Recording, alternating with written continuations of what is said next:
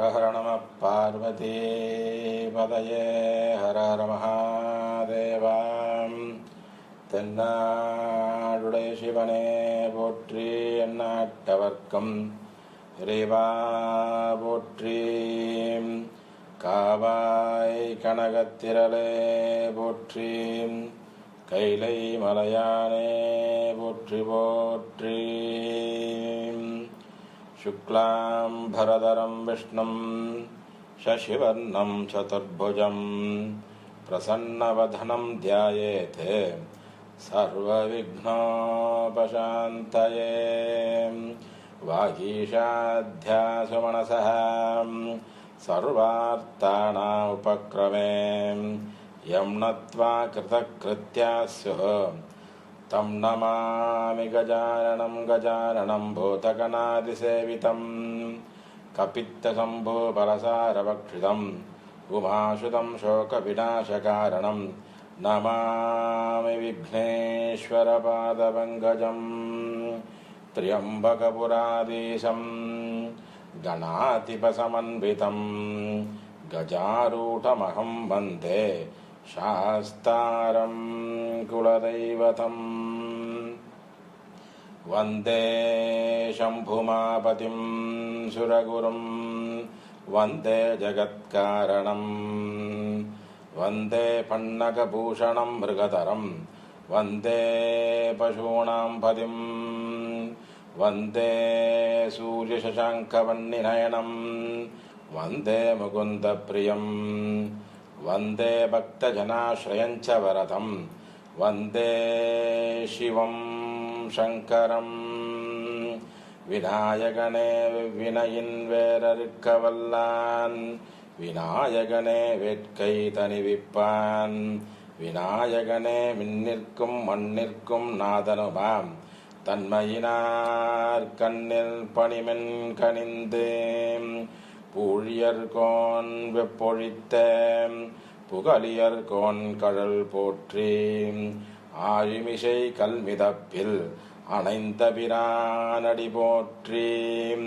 வாழி திருநாவலூர் ஒன்றொன்றன் பதம் போற்றி. ஊழிமலி திருவாதவூரார் ஊழிமலி திருவாதவூரார் திருத்தால் போற்றி.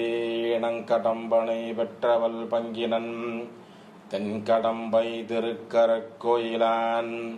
தன்கடன் அடியேனையும் தாங்குதல் என் கடன் பணி செய்து கிடப்பதே.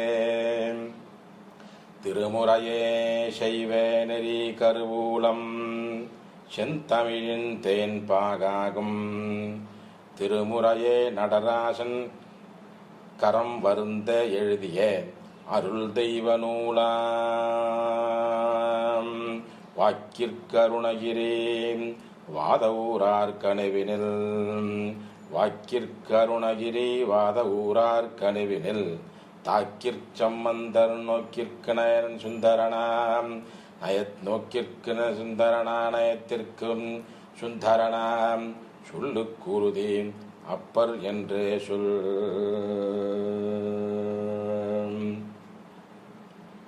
எல்லாம் வல்ல உமையொருபாகனுடைய தனிப்பெருங்கருணையினாலே இன்றைய தினம் ஆனி மாதம் மக நட்சத்திரம்.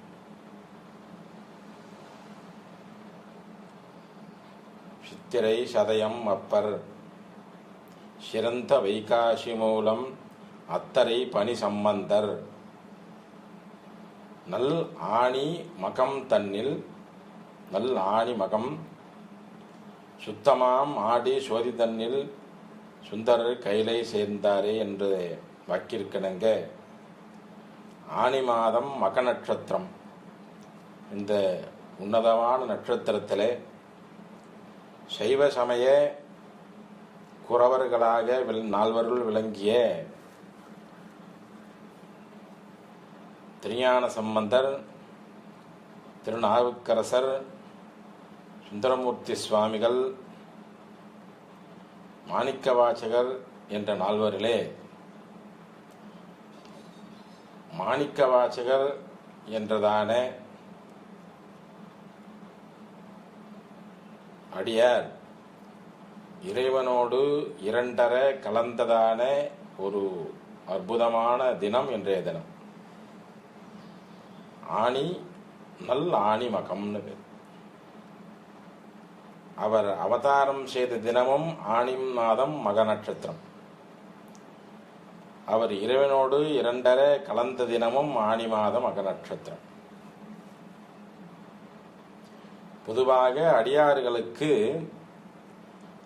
அவர் இறைவனோடு கலந்த தினத்திலே அதனை குரு பூஜையாக கொண்டாடுவது என்பது மரபு. அந்த வகையிலே சைவ சமய குரவர்களில் நால்வராகிய மணிவாசகருடைய குரு பூஜை தினம் இன்றைய தினம். அவர் திருத்தில்லையிலே இறைவனோடு இரண்டர் கலந்ததான தினம் ஆணி மாத மக நட்சத்திரமாகிய இன்றைய தினம். குரவர் என்பதற்கு குரு என்பது வரும். குகாரஸ் வந்தகாரோவை ருகாரஸ் தன் நிவர்த்தகா அந்தகார நிரோதித்வாத் குரு ரித்ய விதியதே என்பது வரும். குரு என்ற சப்தம் இருக்கிறதே, இருளிலிருந்து வெளிச்சத்திற்கு இட்டுச் செல்வது என்பது பொருள். அப்படி சைவ சமயமானது இருண்டு இருந்த காலத்திலே இறை அருளால் ஒவ்வொரு காலகட்டத்திலும் ஒவ்வொருவனை இறைவர் அனுப்பி இந்த சைவ சமயத்திற்கு வெளிச்சத்தை ஏற்படுத்தினர். அந்த வகையிலே அவர்கள் சமயக்குறவர்கள் என்று அழைக்கப்படி சைவ சமயத்தை நிலைநிறுத்தியதான எல்லோருக்கும் அதனை இட்டு சென்றதான ஒரு பெருமை மிக்க எல்லோருக்கும் சைவ சமயத்தின் குருவாக விளங்கக்கூடியவர்கள் நால்வர்.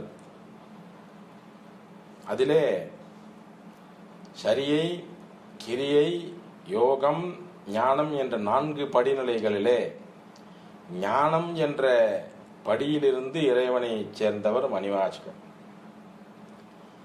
சரியை என்ற படியிலிருந்து அடைந்தவர் மேலேறி சென்றவர் அப்பர் சுவாமிகள். கிரியை என்ற படியிலிருந்து மேலேறி சென்றவர் திருஞான சம்பந்தர். யோகம் என்ற படியிலிருந்து இறைவனை அடைந்தவர் சுந்தரமூர்த்தி சுவாமிகள். யோகம் என்பதற்கு பொருந்துவது, இணைவது என்பது பொருள். ஒன்றி இருந்து நனிமின்கள் உன் தமக்கு ஊனம் இல்லை என்று பாடுகிறார் சுந்தரமூர்த்தி சுவாமிகள் தில்லையில்.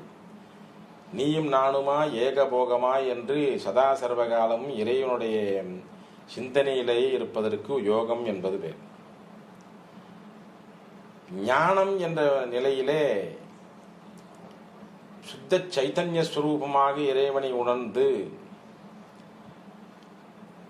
நானும் இறைவனும் கொண்டது என் தன்னை தந்தது உன் தன்னை என்ற அளவிலே இறைவனும் தானும் வேறல்ல, இரண்டும் ஒன்றே என்ற வகையிலே ஞானத்தினால் இறைவனை அடைந்தவர் மணிவாசக பெருந்தகை. அந்த மணிவாசக பெருந்தகை இறைவனோடு கலந்த இந்த ஆணி மகா நட்சத்திரத்தினன்று அவரை பற்றி நாம் சிந்திப்பது என்பது மிகுந்த அவருக்கு செய்யக்கூடிய மிகப்பெரிய மரியாதையாக இருக்கு. ஏனென்று சொன்னால் அவர் ஞானத்தினாலே இறைவன் அடைந்தார். என்ன பெருமை என்று சொன்னால் இறைவனே மணிவாசகராக தோன்றினார். அதனால தான் இப்பவும் பார்த்தோமே என்று சொன்னால் எந்த ஆலயத்திலும் 63 மாணிக்க வாசகர் இருக்க மாட்டார். மாணிக்க வாசகர் எங்க இருப்பார்னு கேட்டா ஒவ்வொரு ஆலயத்திலும் நடராஜருக்கு பக்கத்தில் இருப்பார். இடது பக்கம் சிவகாமி அம்மையும் வலது பக்கம் மாணிக்க வாசகரும் இருப்பார். ஏனென்று சொன்னால் இறைவன் வேறு, மாணிக்க வாசகர் வேறு அல்ல, இருவரும் ஒருவர். ஏனென்று சொன்னால் அவர் தொண்டர் அல்ல, இறைவன் இறை சுரூபம் சைத்தன்ய சுரூபமாக இருந்தவர். தொண்டராக இருந்திருந்தார் என்று சொன்னால் சுந்தரர் பாடிய திரு தொண்டத் தொகையிலே அவருடைய பெயர் இடம்பெற்றிருக்கும். சுந்தரர் பாடியது திரு தொண்டர் தொகை, தொண்டர்களுடைய தொகை, தொண்டர்களுடைய எண்ணிக்கை 60 பேர் அவர் பாடினார். தில்லைவாழ் அந்தனதம் அடியார்க்கும் அடியேன் திருநீலகண்டத்து குயவனார்க்கும் அடியேன், இல்லையே எனாத ஏற்பகைக்கும் அடியேன், எலியாந்தன் குடிமாறன் தனக்கும் அடையேன் என்று இறைவனுக்கு தொண்டு செய்தவர்களை பற்றி பாடியது திருத்தொண்டத்தொகை. மணிவாசகர் தொண்டு செய்யவில்லையா? மணிவாசகர் திருப்பரந்துறையிலே ஆலயம் கட்டினாரே என்று சொன்னால், அவர் இறைவனுக்கு தொண்டு செய்தார். இறைவனுக்கு தொண்டு செய்வது என்பது வேறு, எடை அரியார்களுக்கு தொண்டு செய்வது என்பது வேறு. இறைவனுக்கு தொண்டு செய்வது என்பது கைங்கரியம், இறை கைங்கரியம் என்பது வேறு. இறைவனுடைய அடியார்களுக்கு செய்வது என்பது தொண்டு என்பது வேறு. இறைவனுக்கு செய்யும் சேவைக்கு இறை கைங்கரியம் என்று பெயர். இறைவனுடைய அடியார்களுக்கு செய்யும் சேவைகளுக்கு இறை தொண்டு என்று பெயர். 60 நாயன்மார்களும் இறைவனுக்கும் இறை அடியார்களுக்கும் தொண்டு செய்தவர்கள். சிறுத்தொண்டனையனார் சிவனடியார்களுக்கு உணவிட்ட பின்பே உண்பர். இப்படி பலர் ஏதோ ஒரு வகையிலே சிவனடியார்களுக்கு தொண்டு செய்து கொண்டிருந்த சிவன் அடியார்களுக்கு தொண்டு செய்தார்கள். அதனால் சுந்தரமூர்த்தி சுவாமிகள், ஏனென்று சொன்னால் மாணிக்க வாசகர் சுந்தரர் காலத்திற்கு முற்பட்டவர், மூவருக்கும் முற்பட்டவர். சுந்தரர் திருத்தொண்டத்தொகையிலே அவரை பாடவில்லை என்ற காரணத்தினால் மூவருக்கும் பிற்காலத்தவர் என்ற கருத்து நிலவுகிறது. அது தவறு. ஏனென்றால் மாணிக்க வாசகர் ஞான நிலையிலே இருந்து இறைவனை அடைந்ததால், இறைவனுடைய தொண்டர்களிடம் தொண்டராக இல்லாமல் நேரடியாக இறைவனை அடைந்ததால் சுந்தரர் பாடிய திருத்தொண்டத்தொகையிலே அவர் இடம்பெறவில்லை. ஆனால் அவர் காலத்தினால் உட்பட்டவர், 4ஆம் நூற்றாண்டில் வாழ்ந்தவர் என்று ஆராய்ச்சியாளர்களுடைய கருத்து. எனவே இறைவனாகவே இருந்தவர் மணிவாசகர். அனைத்து ஆலயங்களிலும் நடராஜமூர்த்திக்கு வலது பக்கத்திலே இன்றளவும் இருந்து அருள் பாலிப்பவர். மற்றொன்று, இன்றளவும் திருப்பெருந்துறையிலே பிரம்மோற்சவம் என்பது மணிவாசகருக்குத்தான். தனியாக மணிவாசகருக்கு ஆலயம் எழுப்பி மணிவாசகருக்கு துவஜாரோகணம் செய்து மணிவாசகருக்கு 10 தினங்கள் மகோத்சவம் நடைபெறுவது என்பது எந்த அடியாருக்கும் நாள் கிடையாது, மாணிக்க வாசகருக்கு மட்டுமே. அதனால்தான் தந்தது உன் தன்னை, கொண்டது என் தன்னை. இறைவன் தானாகவே, இறைவனே மணிவாசகராக பிறந்து இறைவன் மணிவாசகர் ரூபத்திலே வந்த காரணத்தினால் இன்றளவும் அனைத்து ஆலயங்களிலுமே நடராஜமூர்த்தத்திற்கு வலது பக்கத்திலே நடராஜனுடைய இருப்ப மணிவாசகர். ஒரே ஒரு வேறுபாடு, திருவாலங்காட்டிலே மாணிக்க வாசகருக்கு பதிலாக காரைக்கால் அம்மையார் இருப்ப அந்த ஸ்தலத்தில் மட்டும். மற்ற அனைத்து தலங்களிலுமே நடராஜ பெருமானுக்கு வலதுபுறத்திலே இருந்து அருள் பாலிப்பவர் மாணிக்க வாசகர் என்ற காரணத்தினால் மாணிக்க வாசகர் என்பது இறைவனாகவே கருதப்படுகிறார். அவர் மற்ற தொண்டர்களுடன் 60 தொண்டர்களுடன் அவர் தொண்டத்தொகையிலே அவர் இடம்பெறவில்லை. இதனை பின்பற்றிதான் சேக்கிழாரும் தொண்டர் புராணம் என்ற புராணத்திலே அதையின் சுந்தரருடைய தொண்டத்தொகையை பின்பற்றிய அவர் நூல் செய்தார். எனவே மாணிக்க வாசகர் வேறு, இறைவன் வேறு அல்ல என்ற வகையிலே அவர் மேலும் மூவரை காட்டிலும் முக்கியத்துவம் பெறுகிறார் மாணிக்க வாசகர். இந்த பூவுலகிலே 32 ஆண்டுகள் வாழ்ந்தார். அப்பருக்கு 81. அப்பர் சுவாமிகள் 4வரிலேயே மிக அதிக காலம் பூமியிலே வாழ்ந்த அப்பர் சுவாமிகள் 81 ஆண்டுகள் வாழ்ந்தார். திருஞான சம்பந்தர் 16 ஆண்டுகள் வாழ்ந்தார். சுந்தரமூர்த்தி சுவாமிகள் 18 ஆண்டுகள் வாழ்ந்தார். மாணிக்க வாசகர் 32 ஆண்டுகள் வாழ்ந்தார். 32 ஆண்டுகளிலே அவர் இறைவனை நினைந்து உருகி உள்ளம் உருகி பாடினார்.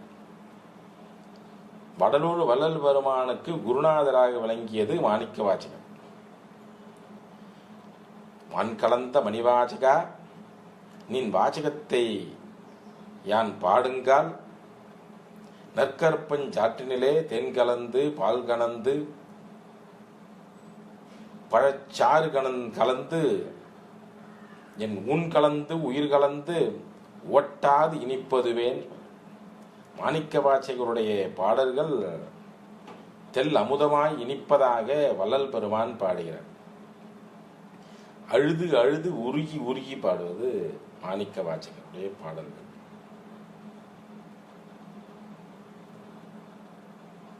அப்படி இறைவனை கனிந்து கற்றாவின் மனம் போல கனிந்து உருக வேண்டுவனேன்னு பாட, கனிந்து வாக்கிற்கு அருணகிரி வாதவூரார் கனிவினில் கனிவாக பாடக்கூடிய கனிவாக இருக்கக்கூடிய அவருடைய வாசகங்கள், மணிவாசகருடைய வாசகங்கள், அவருடைய திருவாசகம் கனிவான வாசகம்.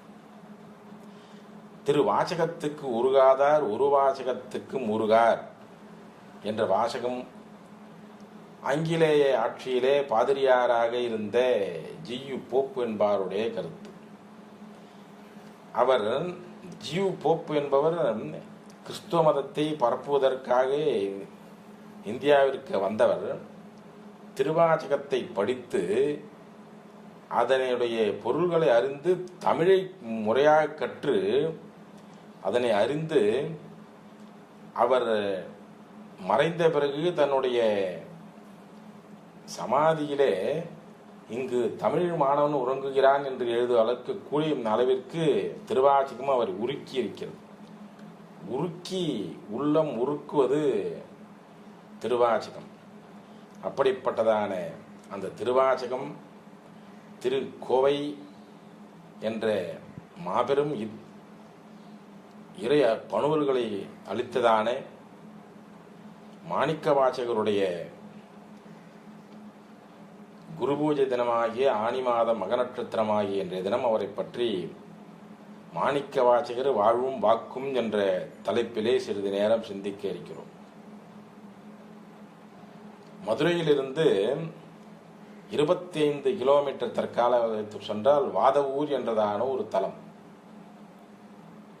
இறைவன் சுயம்பு மூர்த்தி. சுயம்பு என்று சொன்னால் தான் தோன்றி என்று பொருள். தானாகவே இயல்பாகவே இயற்கையாகவே ஒரு அமைப்பு தோன்றுவது சுயம்பு என்று பெயர், தான் தோன்றி என்று பெயர். அங்கே வாதவூரன் பெயர் சுவாமிக்கு. வாதவூர் என்ற ஊர் 3 காரணங்கள் சொல்லப்படுகிறது. வாதம் என்பதற்கு காற்று வாயு என்று பெயர்.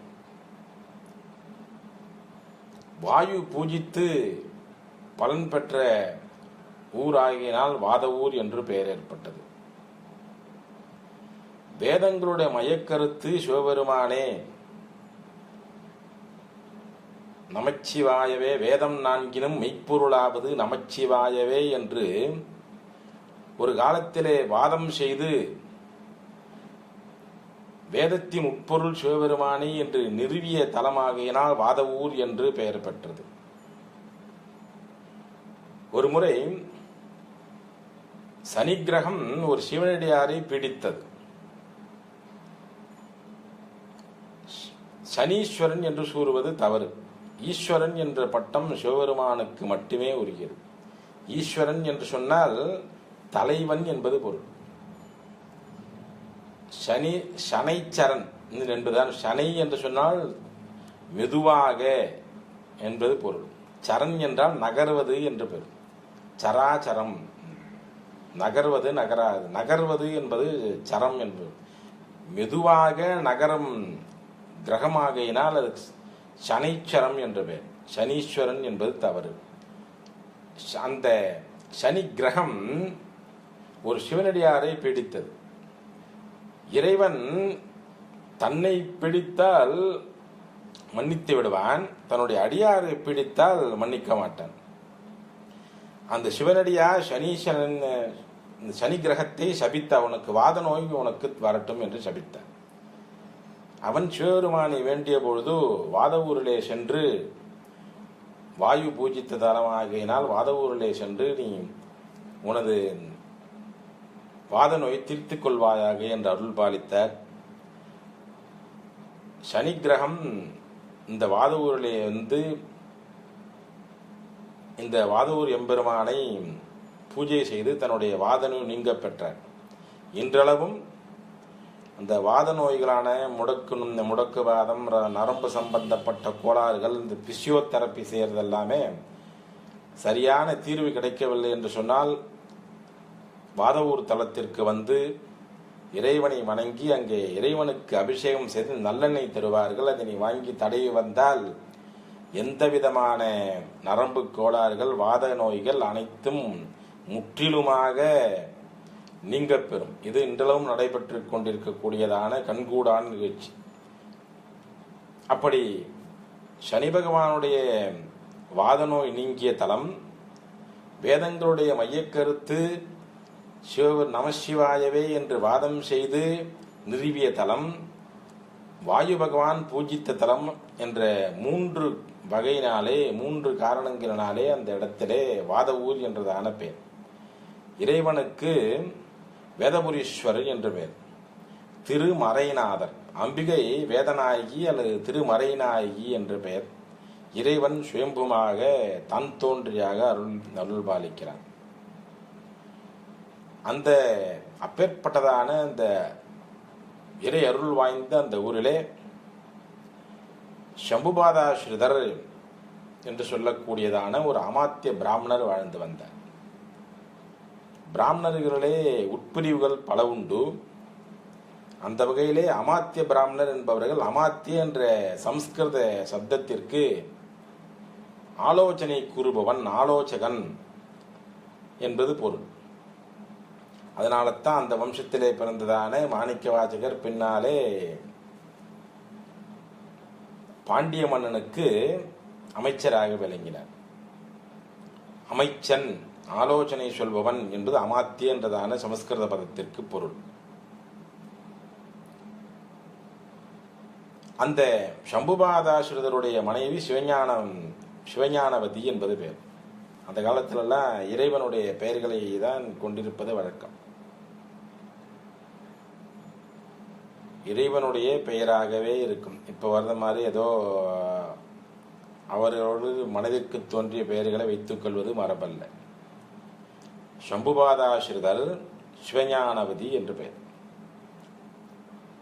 அந்த சம்புபாதாஸ்ரிதர் நடுதினமும் வாதவூருடைய அந்த ஆலயத்திற்கு சென்று பணிகளை கைங்கரியம் செய்து வருவது வழக்கம். அப்படி இருந்து வந்த காலங்களிலே அந்த தம்பதிகளுக்கு ஒரு ஆண் குழந்தை ஒன்று தோன்றியது. இறை அருளாலே ஒரு ஆண் குழந்தை தோன்றியது. அந்த குழந்தைக்கு அந்த ஊரினுடைய இறைவனுடைய பெயரான வாதவூரன் என்று பெயரிட்டார்கள்.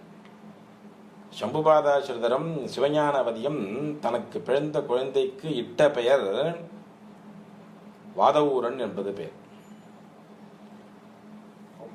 தாம் எந்த ஊரிலே வசித்து வருகிறோமோ அந்த ஊருடைய இறைவனுடைய பெயரை வைப்பது என்பது ஒரு காலத்திலே மரபாக இருந்தது. திருவண்ணாமலை சுற்றிய பகுதிகளிலே அண்ணாமலை, அருணாச்சலம் என்ற பெயர் பிரசித்தம். நாமக்கல் பொட்டிய பகுதி நாமகிரி, வெங்கடகிரி போன்ற பெயர்கள் பிரசித்தம். இப்படி அந்தந்த ஊரிலே அவர் ஒரு மனிதனுடைய பெயரை கேட்டாலே அவர் எந்த பகுதியைச் சேர்ந்தவர் என்பது நம்மால் சுலபமாக கண்டுகொள்ள முடியும். இதெல்லாம் அந்த காலங்களிலே இருந்த முறை. இப்பொழுது ஏதோ மனதிற்கு தோன்றிய பெயர்கள் எல்லாம் நாம் குழந்தைகளுக்கு வைத்து கொண்டிருக்கிறோம். அது மிகவும் தவறான ஒரு பழக்கம். இறைவனுடைய பெயரை நாம் வைக்க வேண்டும். அந்த வகையிலே சம்புபாதாஸ்ரிதரும் சிவஞானவதியும் தனக்கு பிறந்த ஆண் குழந்தைக்கு வாதவூரன் என்று அந்த ஊர் இறைவனுடைய பெயரை இட்டார்கள். அவர் நாளொரு மேனியும் பொழுதொரு வண்ணமாக வளர்ந்தார். வேதங்களை நன்கு கற்றார். வேதங்களுடைய அங்கங்களாகிய மற்ற 6 அங்கங்களையும் கற்றார்.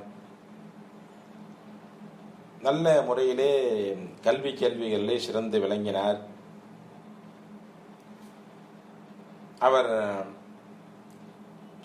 செல்விகளிலே சிறந்து விளங்கிய காரணத்தினாலே மதுரையிலே ஆட்சி செய்து வந்ததான வரகுண பாண்டியன் அவருடைய திறமையை அறிந்து, என்று சொன்னால் அவர் ஆலோசனை சொல்லக்கூடிய மரபிலே தோன்றிய அமாத்திய பிராமண வம்சத்திலே வந்ததினாலே அவருடைய அறிவை கண்டு தன்னுடைய முதலமைச்சராக நியமித்துக் கொண்டார்.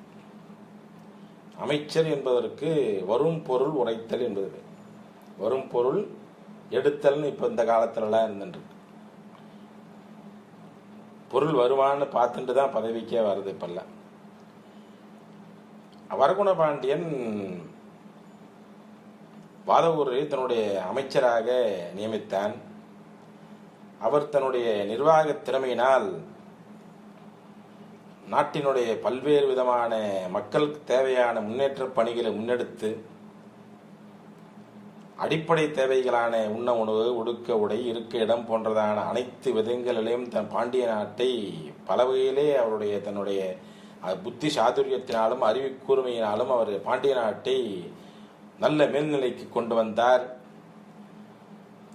மக்கள் எந்த விதமான துன்பமும் பொருள்கள் பஞ்சமும் இன்றி சுபிட்சமாக வாழ்ந்து வந்தார்கள். பாண்டியனுக்கு மிகுந்த மகிழ்ச்சி. அவருடைய பணிச்சுமை வெகுவாக குறைந்தது. அதனை அறிந்து வாதவூரருக்கு தென்னவன் பிரம்மராயன் என்றதான பட்டத்தை அளித்தான். தென்னவன் என்ற சொல்லுக்கு பாண்டியர்களை குறிக்கக்கூடியதான சொல் தென்னவன். இப்போ கூட நாம் ஸ்தோத்திரம் சொல்கிற போது தென்னாருடைய சிவனையை போற்றி எந்நாட்டவர்க்கும் இறைவா போற்றி என்று கூறுகிறோம். தென்னாடு என்பது ஏதோ நாம் தென்புறத்த பாரத தேசத்தினுடைய தென்பகுதி என்பது அல்ல. தென்னாடு என்பது பாண்டிய நாட்டினுடைய பெயர். பாண்டிய நாட்டிற்கு தென்னாடு என்று பெயர். சவுத் ஜோன் என்று சொல்லக்கூடியதான தென்பகுதி அல்ல. இது பாண்டிய நாட்டிற்கு தென்னாடு என்ற பெயர். பாண்டிய மன்னர்களுக்கு தென்னவன் என்று பெயர். ஏன் இறைவனை போற்றும் பொழுது தென்னாருடைய சிவனையை போற்றி என்று கூறுகிறோம் என்று சொன்னால், சிவபெருமான் சோமசுந்தர பாண்டியனாக இருந்து மீனாட்சி அம்மையை பட்டத்தரசியாக கொண்டு பாண்டிய நாட்டை ஆட்சி புரிந்தார். மீனாட்சியை திருமணம் புரிந்த பிறகு சோமசுந்தர பாண்டியன் என்ற பெயரிலே மதுரையை சிவபெருமான் ஆட்சி செய்தார். மதுரை மன்னனாக முடிசூட்டி விளங்கினார். அப்பொழுதுதான் முதற் தமிழ்ச்சங்கமானது நியமனம் செய்யப்பட்டு முதற் தமிழ்ச்சங்கத்தினுடைய தலைவராக சிவபெருமான் இருந்தார். அந்த முதற் தமிழ்ச்சங்க நிறுவியது சிவபெருமான் பாண்டிய மன்னனாக இருந்த பொழுது. அதனால்தான் தென்னாருடைய சிவனையை போற்றி என்று கூறுகிறார். தென்னாடு என்றால் தென் பகுதி என்பது பொருள் அல்ல. பாண்டிய நாட்டிற்கு மன்னனாக இருந்த காரணத்தினால் பாண்டிய நாடு என்பது ஒரு வகையிலே சிவனுடைய சொந்த ஊராக அமைகிறது. அதனால் தென்னாருடைய சிவனையை போற்றி என்ற இடத்தில் இருப்பதனாலே எந்நாட்டவர்க்கும் இறைவா போற்றி என்று வழங்கப்படுகிறது. அதனால் பாண்டியர்களுக்கு தென்னவன் என்ற பெயர். அந்த பாண்டிய நாட்டிலே முறையாக நிர்வாகம் செய்த காரணத்தினால் வாதவூரருக்கு வரகுண பாண்டியன் தென்னவன் பிரம்மராயன் என்ற பட்டத்தை அளித்தான். அந்த ஆட்சிகள் மிக அருமையாக நடந்து கொண்டிருந்தது. ஒரு காலகட்டத்திலே ஒரே விதமான பணியை செய்து வருவதிலே அவருக்கு சுணக்கம் ஏற்பட்டது. ஒரு விதமான அதிலிருந்து விடைபெற வேண்டும். அது மற்ற இறை சிந்தனை மாணிக்க வாசகரை ஆட்கொள்ள ஆரம்பித்தது. பொதுவாக எந்த ஒரு வேலை செஞ்சிருந்தாலும் ஒரே வேலையை திரும்பத்தில் அதிலிருந்து விடுபட மனம் நினைக்கும். அதிலிருந்து அடுத்த நிலைக்கு செல்வதற்கு மனமானது உந்தும். ஒரு குறிப்பிட்ட காலத்திற்கு மேல் ஒரே வேலையை செய்வதற்கு மனம் ஒப்பாது. இறைவனுடைய அருளை பெற வேண்டும் என்றதான எண்ணம் மனதிலே எழுவது என்பது ஒரு நிலையிலே இயல்பாக வரக்கூடிய ஒரு நிலை. அந்த வகையிலே அமைச்சர் பதவியில் இருந்த மாணிக்க வாசகருக்கு அந்த பதவி இருந்ததுதான ஒரு ஈடுபாடு நாளடைவிலே குறைந்தது. இறைவன் மீது தான் ஈடுபாடு அதிகரித்தது. இறைவனை பற்றி அறிந்து கொள்ள வேண்டும். இறைவன் என்பது யார், அவன் எங்கிருக்கிறான், அவனுடைய தன்மைகள் என்ன, நம்முடைய நான் யார் போன்றதானே இந்த ஒரு பிரம்மஞானத்தை பெற வேண்டும் என்றதானே ஒரு இறை ஞானத்தை, சிவஞானத்தை பெற வேண்டும் என்றதான ஒரு எண்ணம் மேலிட்டது. எவரிடம் கற்றுக்கொள்வது, ஒரு தகுந்த குருநாதர் வேண்டுமே என்று அவர் மனம் எண்ண ஆரம்பித்தது. நினைப்பவர் மனமே கோயிலாக என்பது வாக்கு. இறைவன் அனைத்தும் அதை முற்றறிவன் என்ற பேர். இந்த மணிவாசகருடைய இந்த எண்ணம் சிவபெருமானுக்கு எட்டியது. அவர் இவருக்கு அருள் புரிய வேண்டும் என்று எண்ணினார். பாண்டிய நாட்டிலே எல்லோரும் சுபிட்சமாக இருந்தார்கள்.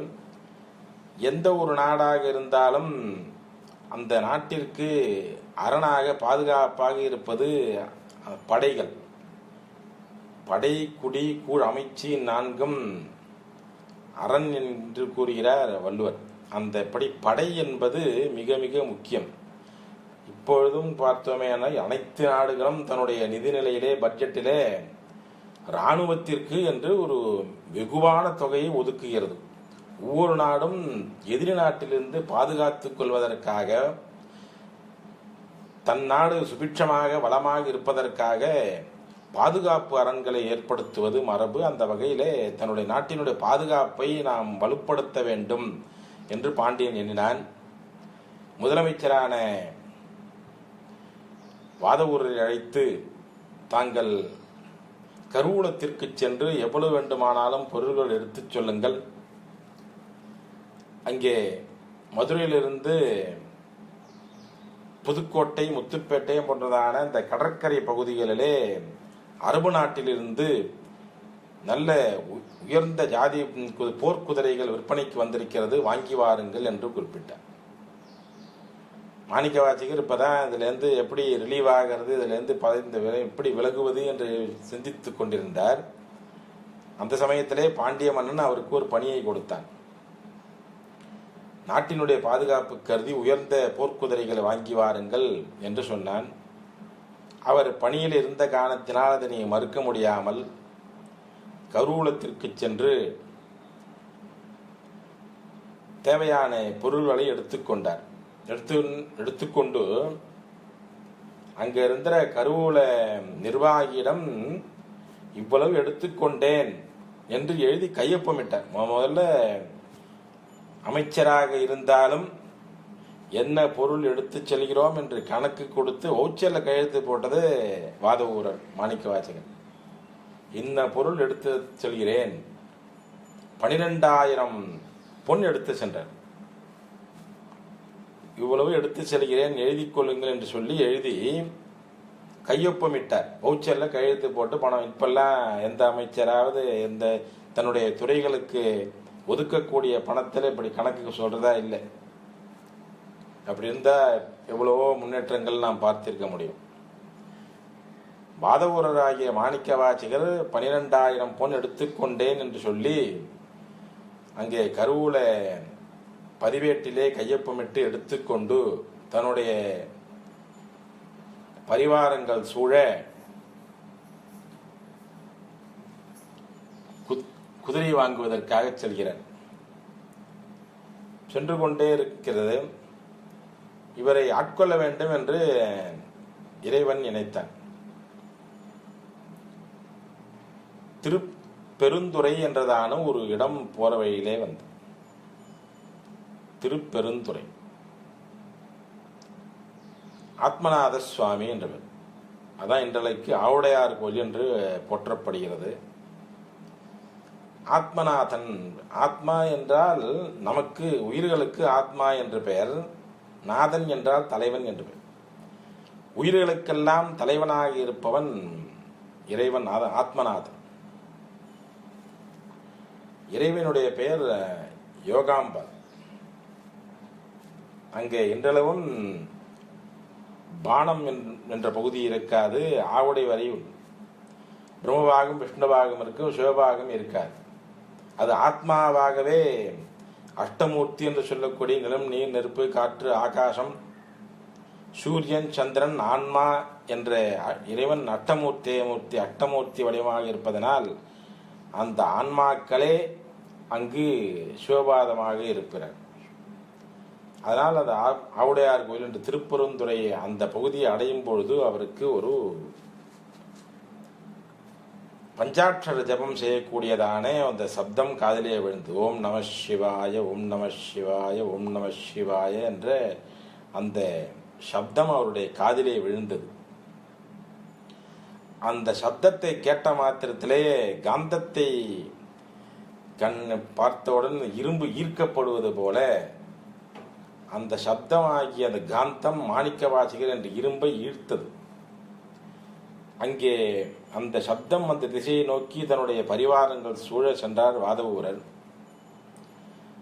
அங்கே ஜெகஜாஜ்வல்யமாக கோட்டு சூரிய பிரகாசமாக ஒரு இளைஞர் அமர்ந்து கொண்டு அவரை சுற்றிலும் ஏராளமான மாணவர்கள் அவர்கள் ஓம் நம சிவாய என்ற பஞ்சாட்சர ஜபம் செய்து கொண்டிருந்தார்கள். அந்த இடத்திலே அந்த ரம்யமான சூழலை மெய்மறந்து அவரும் அங்கே அமர்ந்து அந்த நமசிவா ஜபத்தை ஜபம் செய்ய ஆரம்பித்தார். ஜபம் முடிந்து அங்கே குருநாதராக இருந்தவர் உபதேசம் செய்ய ஆரம்பித்தார். சிவஞான போதம் என்றதான உபதேசம். அந்த சிவஞான போதம் தற்காலத்திலே மெய்கண்டார் செய்ததான சிவஞான போதம் அல்ல. 28 ஆகமங்களிலேயே ரௌரவாகமம் என்ற ஒரு ஆகமம் 16ஆவதாக சொல்லப்பட்டது. அதிலே ஞானபாகத்திலே பாச விமோச்சன படலம் என்றதானத்தில் 12 சூத்திரங்கள் 12 ஸ்லோகங்கள் அடங்கிய பகுதிக்கு சிவஞான போதம் என்று பெயர். சிவம் ஞான போதம். சிவம் என்ற சொல்லுக்கு மங்களம் என்பது பொருள், ஞானம் என்ற சொல்லுக்கு அறிவு என்பது பொருள், போதம் என்பதற்கு ஞானம் என்பது அனுபவம் என்பது பொருள். சிவத்தை பற்றிய அனுபவமே சிவஞான போதம். அந்த அனுபவத்திலே திளைத்திருப்பது வெளியிலே சொல்ல முடியாது. எப்படி நாம் ஒரு தித்திப்ப சாப்பிட்டு இருக்கும்போது அதனுடைய தன்மை எப்படி இருக்கிறதுன்னு சொல்ல முடியாது. அனுபவிக்கும் பொழுது அதனுடைய தன்மையை சொல்ல முடியாது. சிவத்தினுடைய அனுபவத்தை அறிவுபூர்வமாக உணர்த்துவது சிவஞான போதம். அதனை அங்கே அந்த குருநாதராக குருந்த மரத்தினடியிலே அமர்ந்திருந்தார் பகவான். குருந்த மரம் என்பது இந்த காட்டு எலுமிச்சை அல்லது நார்த்தம மரம் என்பது பொருள். பெரிய பெரிய எலுமிச்சை, காட்டு எலுமிச்சை, தற்காலத்திலே காட்டு எலுமிச்சை என்று பெயர். அது குருந்த மரம் என்று குருந்த மரத்தினடியிலே அமர்ந்து கொண்டு அவர் சிவஞான போதத்தை எல்லோருக்கும் உபதேசம் செய்தார். வகுப்பு முடிந்தது. வாதவூரார் குருநாதரிடத்திலே போனார். சுவாமி நமஸ்காரம்னு சொல்லி தாங்க உபதேசம் செய்தது என்ன என்று கேட்டால் சிவஞான போதம் என்று சொன்னார். அதை கேட்ட மாத்திரத்திலேயே அவருக்கு அந்த உபதேசம், அவருடைய அனைத்து வினைகளும் நீங்கியது. அவர் புத்தொழிவு பெற்றார். சிவே என்பது மங்களம் என்பது பொருள். அந்த மங்கள சப்தத்தை காதில் வாங்கியதுன்னு அவருடைய அனைத்து வினைகளும் நீங்கியது. வினையின் நீங்கிய முதல்வன் செய்தது வேதம் என்று சொல்ல, அனைத்து வினைகளிலிருந்தும் நீங்கியவன் சிவபெருமான்.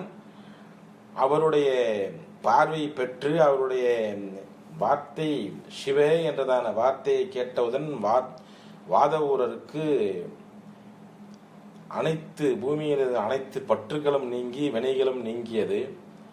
அவர் தன்னுடைய ஆனந்தத்திலே ஆழ்ந்தார். இறைவன் சச்சிதானந்த சுரூபன். சத்து சித்து ஆனந்தம். சத்து எப்பொழுதும் இருப்பது, சித்து அறிவு, ஆனந்தம் மேலான அறிவே ஆனந்தம். அந்த அறிவை பெற்று ஆனந்தத்திலே மூழ்கி இறைவனை குறித்து தோத்திரங்கள் பாடத் துவங்கினார். நம சிவாய வாழ்க, நாதன் தாழ் வாழ்க, இமைப்பொழுதும் என் நெஞ்சில் நீங்காதான் தாழ் வாழ்க, நேசனடி போற்றி சிவன் சேவடி போற்றி என்று இறைவனை நினைத்து அவர் பாட ஆரம்பித்தார். இறைவன் குருநாதா இந்த இறைவன் மகிழ்ந்தார். உன்னுடைய வாசகமானது மாணிக்க கற்களை போன்று அருமையாக உயர்ந்த உணர்வுடையோர் மதிக்கின்ற மாணிக்கம் என்பார் அபிராயப்பட்டர். மாணிக்கத்தினுடைய அருமை, அவருடைய பெருமை அதை பற்றி உணர்ந்தவர்களுக்கு, அறிந்தவர்களுக்கு மட்டுமே புரியும். இவருடைய வாசகத்தின் தன்மையை உணர்ந்த இறைவன் அவருக்கு இன்று முதல் உன்னுடைய வாசகம் மாணிக்கம் போன்று இருப்பதனால் உயர்ந்த கருத்துக்களை கொண்டிருப்ப நீ மாணிக்க வாசகர் என்று அழைக்கப்படுவாய் என்று இறைவன் மாணிக்கமான வாசகத்தை கூறிய காரணத்தினால் காரண பெயராக இறைவனால் சூட்டப்பட்டது மாணிக்க வாசகர் என்றதான பெயர். பெற்றோர் இட்ட பெயர் சம்புபாதாசிரித சிவஞானவதி என்ற பெற்றோர் இட்ட பெயர் வாதவூரன். இறைவன் ஆட்கொண்டு நூல் சிவஞான போதம் என்ற நூலை கொடுத்து ஆட்கொண்டது கொண்டு அவருக்கு இட்ட பெயர் மாணிக்க வாசகர். பாலை கொடுத்து ஆட்கொண்டார் திருஞான சம்பந்தரை. சூளை என்றதான வயிற்று வலியை கொடுத்து சூளை கொடுத்து ஆட்கொண்டார் அப்பர் சுவாமிகளை. ஓலை கொடுத்து ஆட்கொண்டார் சுந்தரமூர்த்தி சுவாமிகளை. சிவஞான போதம் என்ற நூலை கொடுத்து ஆட்கொண்டார் மாணிக்க வாசகர். அந்த மாணிக்க வாசகர் என்ற இறைவன் பெயரிட்டதும் கண்ணை மூடி தியானத்தில் அமர்ந்தார் மாணிக்க வாசகர். இறை சிந்தனையிலேயே ஆழ்ந்தார். எவ்வளவு நேரம் இருந்தார் என்று அவருக்கு தெரியவில்லை. கண் விழித்து பார்த்தா அந்த இடத்திலே ஒன்றுமே இல்லை. குருநாதராக வந்த இறைவன் இல்லை. அங்கே அந்த அடியார்களை மாணவர்கள் அந்த அடியார் ஒருவருமே இல்லை. அவர் கதறி அழுதார். அம்மையே அப்பா ஒப்பிலாமணியே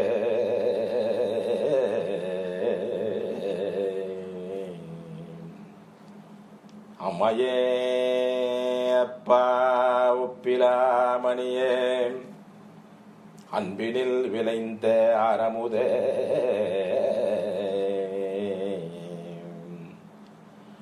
அம்மையே அப்பா அம்மையே அப்பா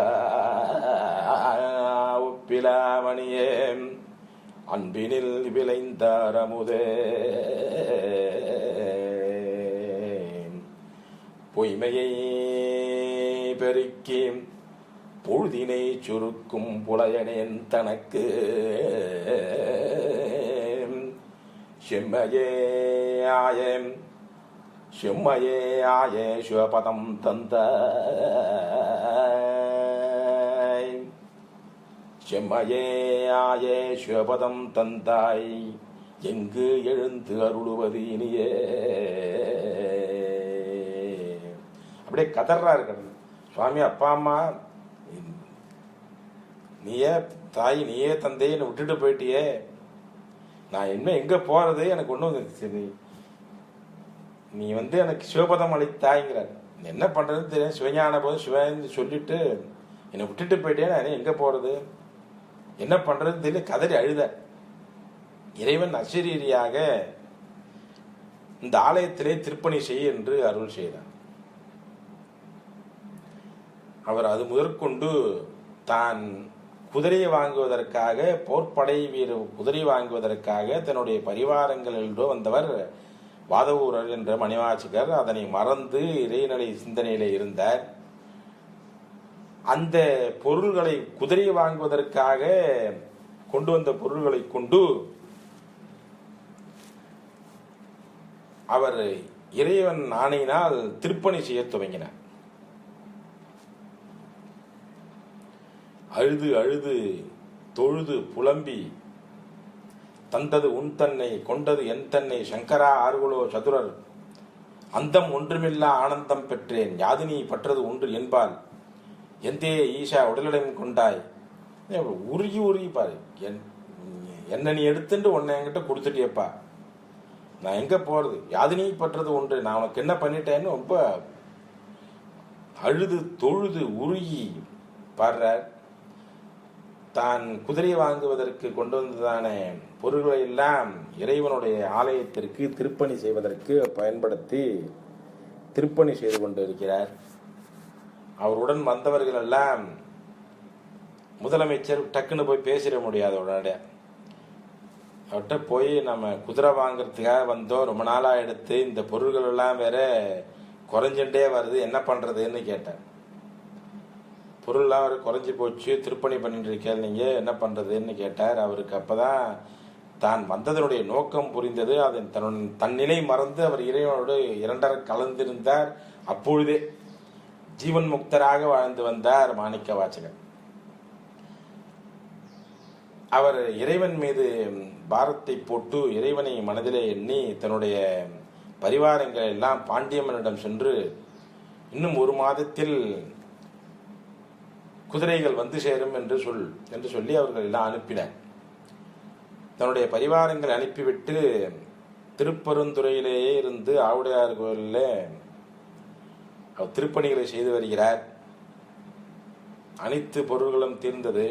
இவர் சொல்லி அனுப்பியதான 1 மாத காலமும் காலக்கெடுவும் முடிந்தது. இறைவனை நினைத்து படுத்திருந்த பொழுது இறைவன் அசரீரியாக தோன்றி, நீ மதுரைக்கு சென்று பாண்டியம்மனிடம் ஆவணி மூலத்தன்று குதிரைகள் வரும் என்று சொல்லி அனுப்பினார். இவர் நேரா போனார். அதுக்குள்ளே அங்கே போயிருந்த இவருடைய பரிவாரங்கள் எல்லோரும் போய் அவர் குதிரையை வாங்க சென்ற பொருள்கள் எல்லாம் திருப்பணி செய்து விட்டார், இவனுடைய ஆலயம் கட்டிவிட்டார் என்று சொல்லிவிட்டார்கள். இவர் வந்தவுடன் குதிரைகள் என்று பாண்டியன் கேட்டான். குதிரைகள் ஆவணி மூலத்தன்று வரும் என்று சொன்னார். அதனை பாண்டியன் ஏற்கவில்லை. தன்னுடைய ஒற்றரைகளை அனுப்பி எங்கும் சோதனை செய்ய சொன்னான். குதிரைகள் வருவதற்கான வந்து கொண்டிருக்கின்ற வருவதற்கு எந்த விதமான அடையாளம் காணப்படாதால் இவரை சிறையில் அடைக்கும்படி ஆணையிட்டான். சிறையில் அடைக்கிறதுன்னா எங்க பண்ணுறதுன்னா, ஒரு சொந்த ஊர், பிறந்த ஊர் வந்து வாத ஊர், அந்த ஊரில் போய் ஜெயிலில் போடணும். ஏன்னா எப்போவுமே நாம் முன்ன பின்ன தெரியாத ஊரில் நமக்கு அவமானம் நேர்ந்தால் நமக்கு அந்த அவமானம் பெரிதாக தோன்றாது. நாம் பிறந்த ஊரிலே நம்ம வாழ்ந்து கொண்டிருக்கக்கூடியதான ஊரிலே நமக்கு ஒரு அவமானம் நேர்ந்தால் அது மிகப்பெரிய அவமானமாக தோன்றும். அந்த வகையிலே அவர் பிறந்த ஊரான வாத ஊர் என்ற ஊரில் போய் அந்த ஊரில் இருந்த சிறையிலே இவர் அரசு பணத்தை கையாடல் செய்து விட்டார், அரசு பணத்தை முறைகேடாக பயன்படுத்தி விட்டார் என்ற பிரிவிலே அவரை சிறையில் எடுத்தான் பாண்டியன். அவர் இறைவனை நினைந்திருந்த இறையடியார்களுக்கு எப்பவும் சோதனை வரும், இறைவன் ஒருபொழுதும் கைவிட மாட்டான். அதற்குத்தான் வள்ளுவர் சொன்னார், இடுக்கண் வருங்கால் நகுகன்னு சொன்னார். எப்பொழுது நமக்கு ஒரு கஷ்டம் வந்துட்டே இருக்கோ, நாம் செய்ததான பாவங்கள் தொலைகிறது என்று பொருள். அப்போ நாம் வருத்தப்படக்கூடாது, மகிழ்ச்சி அடைய வேண்டும். அதனால்தான் வள்ளுவர் சொன்னார், இடுக்கண் வருங்கால் நகுகன்னு சொன்னார். நகுகன்னா சிரிக்க வேண்டும் என்று பொருள். துன்பம் வரும்போது நாம் சிரித்து மகிழ வேண்டும். ஏனென்று சொன்னால் நாம் செய்ததான பாவங்கள் நம்மை விட்டு அகலுகிறது. மகிழ்ச்சியாக நமக்கு மேன்மேலும் நல்காரியம் நடந்து கொண்டுதான் நம்முடைய புண்ணியங்கள் கழிகிறது என்று. அதனாலே அவர் வருந்தி இறைவனை அந்த வாதவூர் திருமறைநாதராகிய வாதவூரரை மனதிலே நினைத்து சிறையில் இருந்தார். இறைவன் அவருக்கு திரு அருள் புரிவதற்கு திருவுள்ளம் பூண்டார். ஒரு நாள் இரவு ஆலயத்திலிருந்து இறைவனுடைய சலங்கை ஒலி கேட்டார். தண்டை ஒலி தண்டையணி வெண்டயம் கிங்கினி சதங்கையும் என்று இறைவன் அணிந்திருப்பது தண்டை. ஆண்கள் அடையக்கூடிய காலிலே அணியக்கூடிய அணிகளுக்கு தண்டை என்று பெயர். இறைவன் அந்த தண்டையினுடைய சலங்கை ஒலி மாணிக்க வாசகருக்கு கேட்டது. அன்றைய தினம் இறைவன் ஒரு அரபிய குதிரை வாணிகன் போல் தன்னை முழுவதுமாக அரேபியராக மாற்றிக்கொண்டு, எப்படி அரேபியர்கள் தன் உடல் முழுவதுமாக ஆடை அணிந்திருப்பார்களோ அதற்கு குப்பாயம்னு என்று பெயர். உடல் முழுவதுமாக இப்போ இந்த ஷெர்வானி பைஜாமா என்று சொல்லுவோம், அதற்கு குப்பாயம் என்று பெயர். என்று சொன்னால் இந்த உடம்புக்கு குப்பாயம் என்றதான ஒரு பெயர் உண்டு. தமிழிலே குப்பாயம் என்று பெயர். அந்த உடலை முழுவதுமாக மறைக்கும் காரணத்தினால் அதற்கு குப்பாயம் என்று பெயர். அப்படி முழுவதுமாக அரேபிய உடை அணிந்து அங்கே மதுரைக்கு பக்கத்தில் நரிக்காடு என்று ஒரு ஊர் இருக்கிறது, இன்றளவும் உண்டு. அங்கே இருந்ததான அனைத்து நரிகளையும் இறைவன் குதிரைகளாக மாற்றினார். அனைத்து நரிகளையும் இறைவன் குதிரைகளாக மாற்றி அனைத்து ஒவ்வொரு குதிரைகளும் மிக ஆஜானுபாகவாக ஒரு போர் குதிரைகளாக மிகுந்த வட்ட சாட்டமுடன் விளங்கியது அனைத்து குதிரைகளும். அதிலே ஒரு உயர்ந்த குதிரையிலே இறைவன் அமர்ந்து கொண்டு அரபு நாட்டு வணிகன் போல அமர்ந்து கொண்டு அந்த நகரமே அதிரும்படியாக மிக ஏராளமான குதிரைகளுடன் நகரத்திற்குள் வந்தார். இந்த செய்தி பாண்டிய மன்னனை எட்டியது. அவன் ஆகா தவறழித்து விட்டோமே, வாதவூர சொன்னபடி ஆவணி மூலமாகி என்று குதிரைகள் வந்துவிட்டது, நாம் தவறழித்து விட்டோம், உடனடியாக அவரை மாணிக்கவாசி திரு சிறையிலிருந்து விடுவித்து அரண்மனைக்கு அழைத்து வாருங்கள் என்று உத்தரவிட்டான்.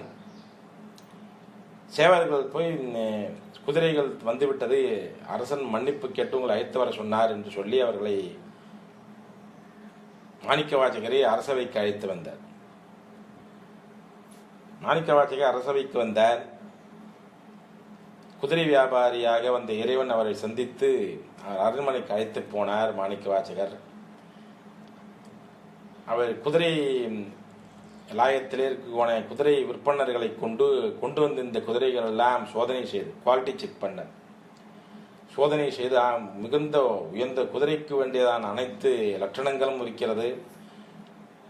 போர்க்குதிரைகள் இது போன்றதான உயர்ந்த போர்க்குதிரைகள் கிடைக்காது, எனவே அற்புதமான போர்க்குதிரைகள் என்று அனைவரும் சான்றளித்தார்கள் குதிரை வல்லுநர்கள். இறைவன் பாண்டியன் மாணிக்கவாசகரிடம் மன்னிப்பு கேட்டு அந்த குதிரைகளெல்லாம் பெற்றுக்கொள்ளும்படி சொன்னான். அந்த குதிரைகளை முறைப்படி கயிறு மாற்றி விடுவது என்பது பெயர். அந்த குதிரை லாயத்திற்கே அந்த இறைவன் குதிரை வியாபாரியாக அந்த இறைவன் சென்று கட்டிவிட்டு அரண்மனைக்கு வந்தான். அவருக்கு தேவையான பரிசுகளை கொடுத்தான் பாண்டியன். அதை தன்னுடைய செண்டு என்று சொல்லக்கூடிய செண்டாயுதம், தன்னுடைய சாட்டைக்கு செண்டு என்றவை என்றாலும் ஐயனார் ஆலயங்களில் ஐயனாருடைய கையிலே செண்டு என்றதான ஒரு ஆயுதம் இருக்கு, சாட்டை என்று பெயர், செண்டாயுதம் என்று பெயர் அதற்கு. அந்த பாண்டியன் கொடுத்ததான பரிசை பொன்னாடையை தன்னுடைய செண்டாயுதத்தினால் குதிரை வணிகனாக அந்த இறைவன் பெற்றுக்கொண்டார். பாண்டியனுக்கு கோபம் வந்தது, என்னை அவமரியாதை செய்கிறான் என்று சொன்னபோது அருகிலே இந்த மாணிக்கவாசிக்கு இது அவர்கள் நாட்டினுடைய மரபு, இது அவர்களுடைய பழக்கம், அவர்கள் முறைப்படி அவர் அந்த மரியாதை ஏற்றுக்கொள்கிறார், இது தங்களை அவமரியாதை செய்யவில்லை என்று சொல்லி அவரை அங்கிருந்து அவர் பரிசுகளை பெற்றுக்கொண்டு குதிரை வியாபாரியாக அந்த இறைவன் மறைந்தார். அன்றைய இரவு அனைத்து நரிகளும் குதிரைகளாக வந்த நரிகள் அனைத்தும் நரிகளாக மீண்டும் மாறியது. அனைத்து குதிரைகளும் நரிகளாகவே மாறி ஊளையிட்டு அங்கு குதிரை லாயத்தில் ஏற்கனவே இருந்ததான குதிரைகள் அனைத்தையும் கடித்து காயப்படுத்தி கொன்று நகரம் முழுவதும் திரிந்து கண்ணில் பட்டவர்களெல்லாம் கொன்று கடித்து குதிரை அது ஏற்கனவே இருந்ததான நரிக்காடு என்றதான் தன்னுடைய இடை பிற்படுத்தி சென்று அடைந்தனர். இதை கேள்விப்பட்ட இதனை அறிந்து கொண்டு இரவில் எழுந்ததான பாண்டியன் மாணிக்கவாசகர் தம்மை ஏமாற்றி விட்டார், சித்து வேலை செய்து விட்டார் வாதவூரர், அவர் சிறையிடங்கள் என்று சிறையில் எடுத்தார். ஏற்கனவே இருந்த குதிரை எல்லாமும் போச்சு, வந்த குதிரையும் போச்சு. பாண்டியனுக்கு என்ன பண்றதுன்னு தெரியல. வாதவூரை சிறையில் அடைத்தாங்க. மீண்டும் குதிரைகள் வாங்க வேண்டும். சிறையில் எடுத்து வாதவூரர் இறைவனை நினைத்து திருவுள்ளத்தை நினைத்து சிறையில் இருந்தார். இந்த இடத்துல ஒரு நுணுக்கமான செய்தி என்னவென்று சொன்னால், இறைவன் ஏன் நரிகளை குதிரையாக்கினான்? ஏதாவது சிங்கத்தை ஆக்கலாம், யானையை பண்ணலாம், கழுதை குதிரை மாதிரியே இருக்கும் பண்ணிருக்கலாம். ஏன் இது எல்லோரும் கேட்கக்கூடியதான ஒரு எழும்பக்கூடியதான ஒரு சந்தேகம். ஏன் இறைவன் நரியை பரியாக்கினான், நரியை குதிரையாக்கினான் என்று சொன்ன, நரி இருக்கிறதே அது ஒருவருக்கும் எக்காலத்திலும் கட்டுப்படாத ஒரு விலங்கு, அன்கண்ட்ரோலபிள் அனிமல் என்று சொன்ன. குறுக்கு புத்தி, தந்திர புத்தி அதிகம். இப்போ நீங்க பார்க்கலாம், ஏராளமான இடங்கள்ல இந்த சர்க்கஸ் என்று நடக்கும். நரியை தவிர எல்லா விலங்கும் இருக்காங்க. யானை, பூனை, ஆடு, மாடு, குதிரை, சிங்கம், புலி, சிறுத்தை, கரடி எல்லாம் இருக்கும். நரி மட்டும் சர்க்கஸ்ல பார்க்கவே முடியாது. இன்னொரு பார்க்கல, நீங்க இறைவனுடைய எல்லா ஆலயங்களும் நம்ம போனா எல்லா விதமான வாகனமும் இருக்கும். நரி வாகனம் பார்க்க முடியாது. நரி எந்த விதமான இறைவனுடன் தொடர்பு கிடையாது. பாம்பு இருக்கும், பாம்பு பூஜித்த தலம் இருக்கு. யானை, சிங்கம், புலி வாகனம் ஐயப்ப சுவாமி, யானை வாகனம் எல்லா தெய்வங்களுக்கும், ஆடு முருகப்பெருமானுக்கு ஆட்டுக்கிடா வாகனம், சிம்ம வாகனம் அம்பிகை, எருது ரிஷப வாகனம் ஈஸ்வரன், கருடன் ஆஞ்சநேயர், குரங்கு ராமபிரானுடைய வாகனம். இப்படி எல்லா விதமான விலங்குகளும் இறைவனோடு தொடர்புடையது. இறைவனோடு தொடர்பு இல்லாத ஒரே விலங்கு நரி. நரியை பழக்கப்படுத்த முடியாது. நரியை நாம் கட்டுப்படுத்த முடியாது. இன்றளவும் எந்த இறைவனோடும் தொடர்பு இல்லாத நாய் கூட பைரவருக்கு வாகனம். மாணிக்க வாசகர் நாயை நாயேனைன்னு பாடிண்டே இருக்க. நாய் நன்றி உள்ள ஜீவன் நாம சொல்றோம். அது நன்றி உள்ள ஜீவனே இல்லை. அது உடனடியாக தன்னுடைய விசுவாசத்தை மாற்றிக்கொள்ளக்கூடியது. இன்றளவும் இந்த போலீஸ் துறையில் இருக்கக்கூடியதான மோப்ப நாய்கள், அந்த நாய்களுக்கு ஒரே ஒருவர் அதனை பராமரிப்பவர் மட்டுமே தினமும் உணவளிப்பார். ஒரு நாய்க்கு 3 தினங்கள் ஒருவர் உணவளித்தால் அந்த நாய் தன்னுடைய முன்னாள் எஜமானரை விட்டு புதிய எஜமானருக்கு விசுவாசம் காட்ட துவங்கும். அதனால்தான் மாணிக்க வாசகர் நாயேனைன்னு சொல்ல, இறைவா உன்னிடத்தில் நான் தொடர்ந்து என்னால் விசுவாசமாக இருக்க முடியவில்லை, நான் என்னுடைய விசுவாசமானது மாறிவிடும், மாறக்கூடிய தன்மை உடையது என்று தன்னை நாயேன் என்று பாடுகிறார். நாய் அப்படிப்பட்டதானே விசுவாசம் இல்லாததானே நாய் கூட பைரவருடைய வசுனம் என்று பைரவருடைய வாகனமாக நாம் சொல்லப்படுகிறது. ஆனால் நரி எந்த இறைவனுடன் தொடர்புடையதல்ல, எந்த ஒரு கேளிக்கைகளிலும் சர்க்கஸ் கேளிக்கை நிகழ்ச்சி தொடர்புடையதல்ல. அப்படி எந்த விதமான கட்டுப்பாடுகளும் கட்டுக்குள்ளும் அடங்காததான ஒரு உயிர் இறைவன் நினைத்தால் கட்டுப்படுத்த முடியும். இறைவன் முற்றறிவன், அனைத்தும் சர்வஜன் என்று அனைத்தும் செய்ய முடியும். முன்னவனே முன்னின்றால் முடியாத பொருள் உள்ளதோ. பெரிய புராணத்துல சேக்கிழார் சொல்றார், மனுநீதி கண்ட சோழன் வரலாறு என்று. மனுநீதி சோழனுக்கும் பெரிய புராணத்திற்கும் தொடர்பில்லை. ஆனால் அந்த கதையை சொல்லி, அப்போது இறைவன் முன்னின்றால் எந்த விதமான முடியாத காரியமும் நடைபெறும் என்று சொன்னார். இறைவன் நினைத்தால் எந்த விதமான செயலும் செயலாகும். கட்டுப்படுத்த முடியாத விஷயத்தை இறைவனால் கட்டுப்படுத்த முடியும். இங்கு நரி என்பது, நரியை குதிரையாக்கினா என்பதற்கு என்ன தத்துவம் என்று சொன்னால், இந்த மனம் இருக்கிறதே, மனம் நரியை போன்றது, அடங்காது. எப்போ மனம் அது செம்மையானால் மந்திரம் அது ஜெபிக்க வேண்டான்னு சொல்றோம். ஆனா மனம் செம்மையாகவே இருக்காது. ஒருபோதும் மனம் நமக்கு அடங்காது, கட்டுப்படாது. கட்டுப்படாது மட்டும் அல்ல, அது நமக்கு குறுக்கு வழியை சொல்லிக் கொடுக்கும். பிபி இருக்கு, என்ன பண்ண சாப்பிட வேண்டாம், ஆயில் ஐட்டம் சாப்பிடப்படாதுன்னு சொன்னா மாத்திரை போட்டுக்கலாம், சாப்பிடுன்னு சொல்லி மனசு சுகர் இருக்கு, ஸ்வீட் ஐட்டம் சாப்பிடாதேன்னு மனசு சொல்லும், புத்தி சொல்லும் சாப்பிடாது, உடம்புக்கு ஆகாதுன்னு. மாத்திரை போட்டுக்கலாம், சாப்பிடுன்னு மனசு. இந்த மனசு குறுக்கு வழி எப்பொழுதுமே காட்டு கொண்டிருக்கும். தந்திர புத்தின்னு பெறுது. இந்த நரி தான், நரி கட்டுப்படவும் கட்டுப்படாது, குறுக்கு வழியாகவும் யோசிக்கும் நரி. இதனால்தான் இந்த மனசு என்ன பண்ணணும்னு கேட்டா இறைவன்கிட்ட கொடுத்துடணும் நம்ம. அதான் சகசிரநாமத்தில், லலிதா சகசிரநாமத்தில் மனோரூபேட்சு கோதண்டா பஞ்ச தன்மாத்திர சாயகா. இந்த மனத்தை இயக்குவது ஐம்புலன்கள், மெய்வாய் கண் மூக்கு செவி. இதற்கு இந்த ஐம்பொறிகளுக்குதான புலன்கள் எது என்று சொன்ன சுவை ஒலி உரு ஓசை நாட்டம், சப்த ஸ்பர்ஷ ரூப ரச கந்த என்று சொல்லக்கூடியதான ஐம்புலன்கள். இந்த ஒரு பொருளை பார்த்தா கண்ணு வேணும்னு சொல்லும், ஒரு விஷயத்தை கேட்டா காது வேணும்னு சொல்லும், உடம்பு மிருதுவா இருக்கும்னு எதிர்பார்க்கும். இப்படி ஒன்னொன்னு கேட்கும். நல்ல விஷயத்திலிருந்து நம்மை நகர்த்தி தீய விஷயத்துக்கு இந்த புலன்கள் இட்டு செல்லும். அதான் பராஞ்சிகாணி என்ன வேதம் பேசும் கட்டோபனிஷத்துல. புலன்கள் நம்மை வெளிமுகமாக இட்டு சென்று கொண்டே இருக்கும், அதற்கு மனம் துணை புரியும்.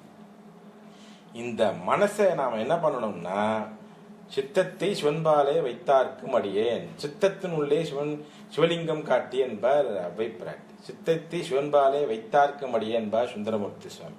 இந்த மனசை என்ன பண்ணணும், இறைவன்கிட்ட கொடுத்துடணும். அதான் மனோ ரூபேட்சு கோதண்டா பஞ்ச தன்மாத்திர சாயகா. மனசை அம்பாள் கையில் இருக்கக்கூடியதான கரும்பு வில்லு இருக்கே, அது மனசு மாதிரி. அந்த சப்த ஸ்பர்ஷ ரச ரூப கந்த என்று சொல்லக்கூடியதான சுவை ஒலி ஊறு ஓசை நாற்றம் இருக்கு இல்லையா, இதுதான் நம்ம இயக்கி கொண்டிருக்கக்கூடியதான இந்த ஐம்புலன்கள்.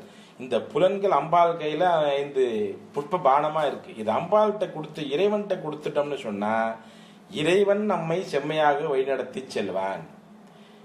கட்டுப்படுத்த முடியாதான நெறியை கட்டுப்படுத்தி குதிரையாக்கி இறைவன் அழைத்து வந்தது போல, கட்டுப்படுத்த முடியாதான மனத்தை இறைவனிடம் நாம் செலுத்திவிட்டால் அவன் நம்மை முறையாக அழைத்து செல்வான் என்றதான கருத்து இந்த நெறியை பரியாக்கியது என்றதான விஷயத்திலே புதிந்திருக்கிறது. இதன் மூலம் இந்த தத்துவத்தை உணர்த்துவதற்காகவே இறைவன் நரிகளை பரியாக்கினான். இந்த நிகழ்ச்சி நடந்தது. வாதவூரர் சிறையிலே துன்பப்பட்டு கொண்டிருக்கிறார். அவர் மேலும் துன்புறுத்த வேண்டும், அவர் ஏதோ மேஜிக் வேலை சித்து வேலைகள் காண்பித்து விட்டார் என்று சொல்லி அவர் வைகாத்துல சுடு மணல்ல முட்டி போட வச்சார். முட்டி போடுறதுங்கிறது பள்ளிக்கூடத்துலலாம் ஒரு காலத்துல முன்னாடி இருந்தது, அது அந்த காலத்துல இருந்து உண்டு. நீல் டவுன் போடுறதுன்னு பேர். இப்பெல்லாம் அது இல்லை, தண்டனைகள்லாம் கிடையாது பள்ளிக்கூடத்துல. வைகை ஆத்துல சுடு மணல்ல முட்டி போட வைத்தான் பாண்டிய மன்னன் வாதவூராய மணிவாசகர். இறைவனை நினைத்திருந்தார். இறை அடியார்களுக்கு கொடுக்கக்கூடியதான எந்த விதமான துன்பமும் அவர்களை பாதிக்காது. அதனால்தான் அப்பரஸ் பாடினா, மாசில் வீணையும் மாலை மதியமும் வீசு தண்டலும் வீங்கு இளவேனிலும்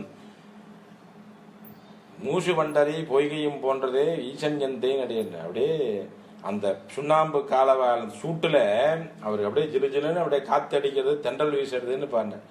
அது மாதிரி அவர் வெயில்ல, உச்சி வெயில்ல வைகை ஆத்து மணல்ல கால் நடக்கவே முடியாத அவர் முட்டி போட்டு நிற்க வச்சிருந்தான் பாண்டியன். அவருக்கு மீண்டும் அருள் செய்ய வேண்டும் என்ற இவன் எண்ணம் பூண்டான்.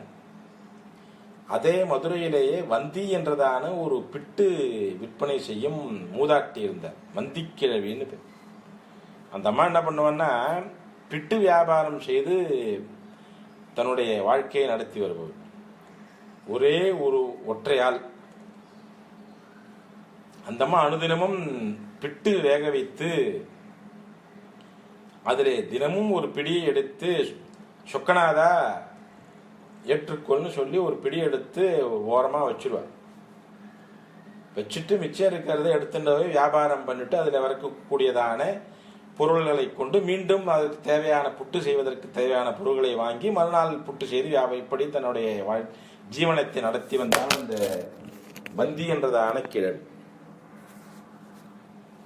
அப்படி நடத்தி கொண்டு வந்த காலத்திலே இறைவன் அந்த வந்தி என்ற மூதாட்டிக்கு அருள் செய்ய நினைத்தான். ஒரே கல்லில் 2 மாங்காய் என்று சொல்றது போல மாணிக்க வாசகருக்கும் அருள் புரிய வேண்டும், வந்திக்கும் அருள் புரிய வேண்டும் என்ற வகையிலே இறைவன் என்ன செய்தான், வைகை ஆற்றிலே திடீரென்று வெள்ளப்பெருக்கு ஏற்படுத்தினான். வெள்ளம் கரை புரண்டு ஓட ஆரம்பித்தது. இவதான் இப்பவும் பார்த்தா ஆத்துல எல்லாம் உடனடியா ஆத்த கடந்து போகப்படாது, ஆத்துல இறங்கிடப்படாதுன்னு இன்னைக்கு ஒரு பழக்கம் உண்டு. ஏன்னா திடீர்னு எப்ப வேணா ஜலம் வரும். திடீர்னு ஆத்துல வெள்ளம் வந்தது, நகருக்குள்ளே வர எத்தனித்தது, நகருக்குள்ளே வரவில்லை. எல்லோரும் கரையில் ஓரம் வந்தவர்கள்லாம் ஓடினார்கள். மன்னனிடம் பாண்டியனிடம் முறையிட்டார்கள். பாண்டியன் உடனடியே முறை தெரிவித்தான். இதனால் சகமானவருக்கும் தெரிவிப்பது என்னவென்றால், ஒவ்வொரு வீட்டிலிருந்தும் ஒவ்வொருவர் வந்து அவர்களோ அவர்கள் சார்பாக எவரோ ஒருவர் வந்து இந்த கரையை அடைக்க வேண்டும். மண்ணை கொண்டோ கல்லை கொண்டோ வேறு ஏதேனும் பொருள்களை கொண்டோ ஒவ்வொருவருக்கு அவர்களுக்கென்று குறிப்பிட்ட பகுதியானது பிரித்து தரப்படும். அந்த பகுதியை அவர்கள் அடைக்க வேண்டும் என்று ஆணையிட்டான். ஒவ்வொருத்தரும் எல்லோரும் சென்றார்கள். அங்கே அரசு அதிகாரிகள் அவரவருக்கென்று ஒரு குறிப்பிட்ட பகுதியை ஒதுக்கீடு செய்தார்கள். அந்த இடத்தை அவர்கள் கற்களை கொண்டோ மணலை கொண்டோ சாக்கு மூட்டைகள் ஏதேனும் பொருட்களை கொண்டோ பலகைகளை கொண்டோ அவர்கள் அவர் குறிப்பிட்ட பகுதியை அடைக்க வேண்டும். அந்த நாட்டிலே வாழ்ந்து வந்தி என்ற கிழவி ஒற்றை மூதாட்டி. கரையை அடைக்கக்கூடியதான உடல் வலிமை அந்த கிழவிக்கு கிடையாது. அவர் இறைவனை என்னார், சுக்கநாதா என்ன பண்றது, அரசன் ஆணையிட்டு இருக்கா, என்னால செய்ய முடியாது, எனக்கு செய்யறதுக்கு கூலிக்கு ஆளு வேணுமே, என்ன பண்றது அப்படின்னு இறைவனை நினைத்தால், இறைவன் ஆசுதோஷ் நினைத்த மாத்திரத்திலே தோன்றுவான். பகவான் ஒரு கூலி வேலைக்காரனா வந்தார். தன்னுடைய ஜெகஜாஜ்வல்யமா ஆஜான பாகவா நல்ல பெருத்த தோள்களுடன் ஒரு மண்வெட்டியை தோளிலே சுமந்து கொண்டு ஒரு மண்வெட்டும் கூடையை தலையிலே கவிழ்த்து கொண்டு நல்ல காத்திரமான சரீரத்துடன் கூலி கொடுத்து என்னை வேலை கொடுப்பார் யாருளரோ, கூலி கொடுத்து வேலை கொடுப்பார் யாருளரோ என்று கூவிக்கொண்டே வந்தார். அட்வான்ஸ் பேமெண்ட், கூலி முதல்ல கொடுத்துடணும், அப்புறம்தான் வேலை செய்வார். கூலி கொடுத்து வேலை கொடுப்போர் உளரோ. இன்னும் இந்த அம்மா வந்தி கிழவி, அப்பா நீ எனக்கு வேலை செய்வியான்னா, என்ன பாட்டி என்ன செய்யணும்னா, இந்த மாதிரி ராஜா உத்தரவு போட்டிருக்காரு, கரையை அடைக்கணும், என்னால் முடியாது, நீ எனக்கு உதவி பண்ணுவியான்னு கேட்டேன். அதனால நான் பாட்டி செய்கிறேன் பாட்டி, எனக்கு என்ன கூலி கொடுப்பேன்னு கேட்டேன். எனக்கு காசு இல்லைப்பா என்கிட்ட. என்ன காசு இல்லைன்னா பணம் என்று ஒரு பொருள் உண்டு, காசுங்கிறதுக்கு குற்றம் என்று ஒரு பொருள் உண்டு. காசு என்றால் குற்றம் என்று தமிழில் இருக்கும். என்கிட்ட காசு இல்லைன்னு சொன்னா என்கிட்ட குற்றம் இல்லைன்னு அர்த்தம். என்கிட்ட தப்பு தண்டா இல்லை, என்கிட்ட குற்றம் இல்லைன்னா அந்த பாவம் இல்லைன்னு அர்த்தம். பாவம் இல்லாதனால்தான் கடவுள் நேரம் வந்தான். அவனுக்கு தெரியாதா? அவனுக்கு உணர்ந்தவன், முற்றும் உணர்ந்தவன். சரி நீ என்ன பாட்டி கொடுப்பேன்னா, ஏன்னா தினமும் ஒரு புடி எடுத்து வச்சிடாரு இல்லையா, அதுக்கு பகவான் எடுத்துட்டு இருக்காரு இல்லையா, ஏற்கனவே கூலி வாங்கிட்டார் அவர், அதுக்குதான் இப்ப வேலை செஞ்சு இருந்திருக்காரு. என்ன கொடுப்பேன், நான் பிட்டு தான்ப்பா வச்சிருக்கேன். சரி அந்த பிட்டை கொடு எனக்கு, நான் சாப்பிட்டுட்டு போ, அதே நான் கூலியை வச்சுக்கிறேன், நான் சாப்பிட்டுட்டு போய் உன் பங்கை நான் அடைச்சுட்றேன் அப்படின்னாரு. அந்த அம்மா உடனே புட்டு வச்சா, வேக வச்சா, எல்லாம் ரெடி பண்ணி. அப்போ இந்த கூலியாளாக அந்த பகவானை சொன்ன, அம்மா நீயே இந்த பிட்டு விற்று இதுலேருந்து வர வருமானத்தை வச்சு தான் வாழ்ந்துட்டு இருக்க, எனக்கு நிறையாலாம் வேண்டாம், இதில் எது உதிர்ந்து போயிருக்கோ அந்த உதிர்ந்த புட்டை மட்டும் எனக்கு கொடு, முழுசாக இருக்கிறதெல்லாம் நீ எடுத்து வியாபாரத்துக்கு வச்சுக்கோ, இப்பவும் கூட நம்ம எல்லாம் வந்து சில குழந்தையெல்லாம் இந்த அப்பளம் உடஞ்சிருந்தா வாங்கிக்க மாட்டான்.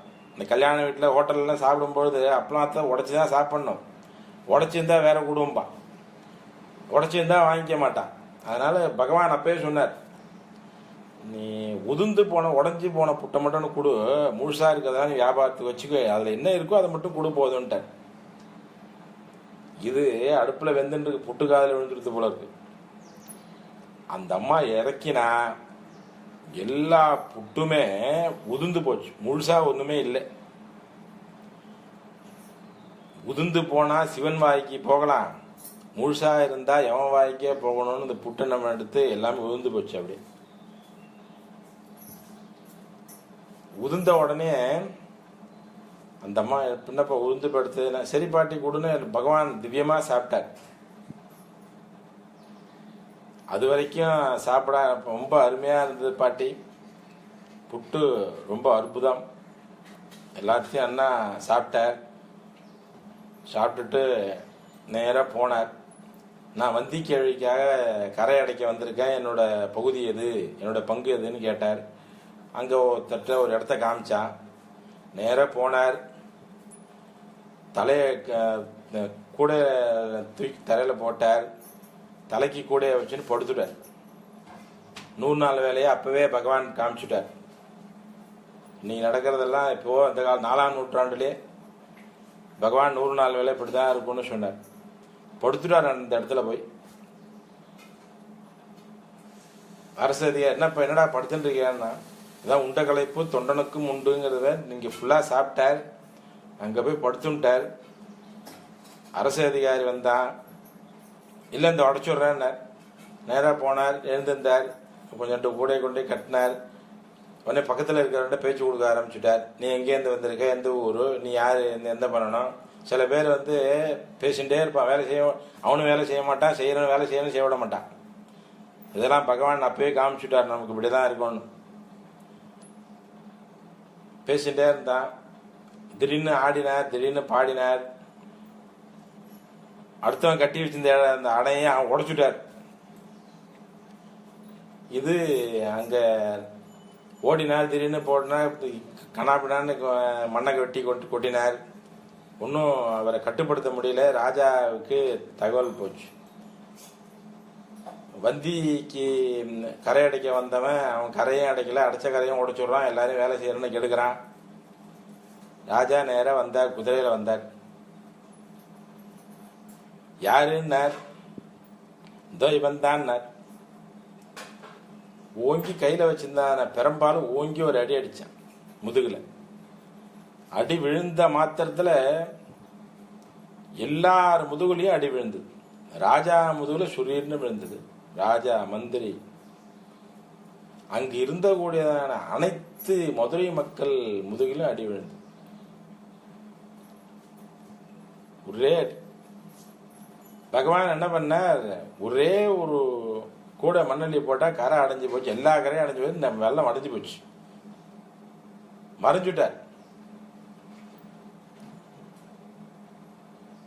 அந்தர்யாமியா ஆகாசத்திலே இறைவன் பாண்டியமன்னா மணிவாச்சகனுக்கு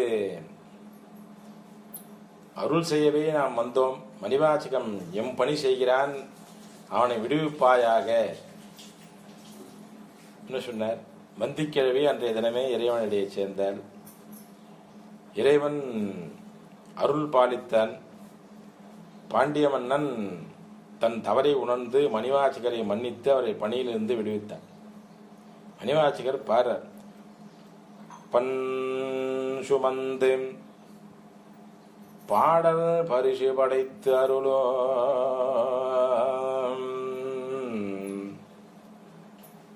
பெண் சுமந்த பாகத்தான் வியன் கீர்த்தி மண்டலத்தீசன் மண் சுமந்து கூலி கொண்டு அக்கோவால் முத்துண்டு புன் சுமந்த பொன்மேனி பாடுதுங்கானம்மான.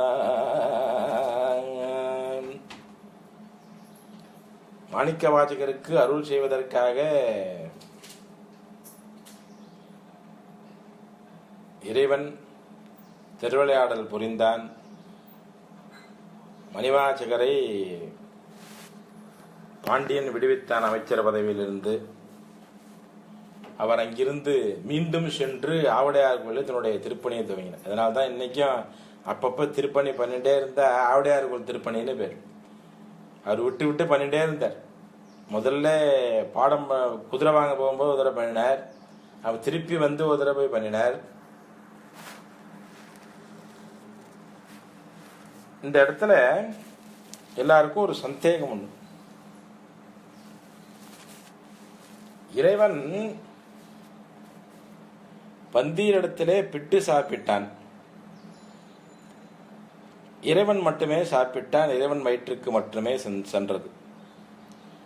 பாண்டியன் இறைவனுடைய முதுகிலே அடித்தான். அந்த அடி எல்லோருக்கும் விழுந்தது. ஏன் பிட்டு எல்லோருக்கும் செல்லவில்லை?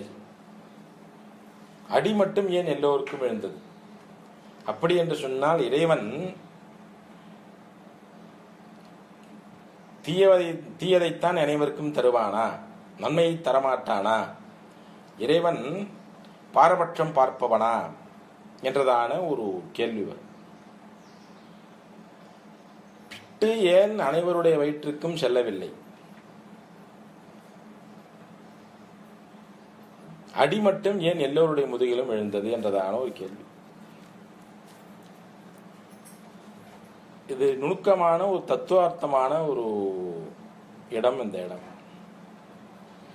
ஒவ்வொரு மனிதரும் வினைகள் ரெண்டு, நல்வினை தீவினை.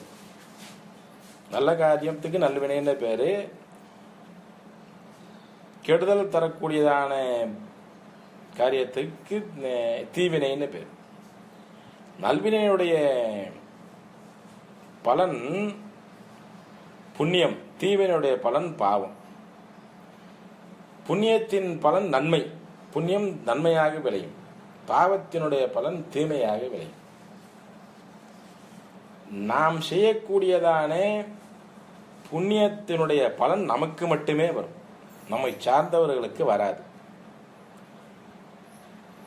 நாம் செய்யக்கூடியதான பாபம் நம்மை சார்ந்தவர்களுக்கும் வரும். நம்மோடு தொடர்புடையவர்களுக்கு, நாம் பாவம் செய்து அதன் மூலமாக செயல்படக்கூடிய விஷயங்களுக்கு அதில் தொடர்புடையவர்களுக்கும் அந்த பாவத்தினுடைய பலன் உண்டு.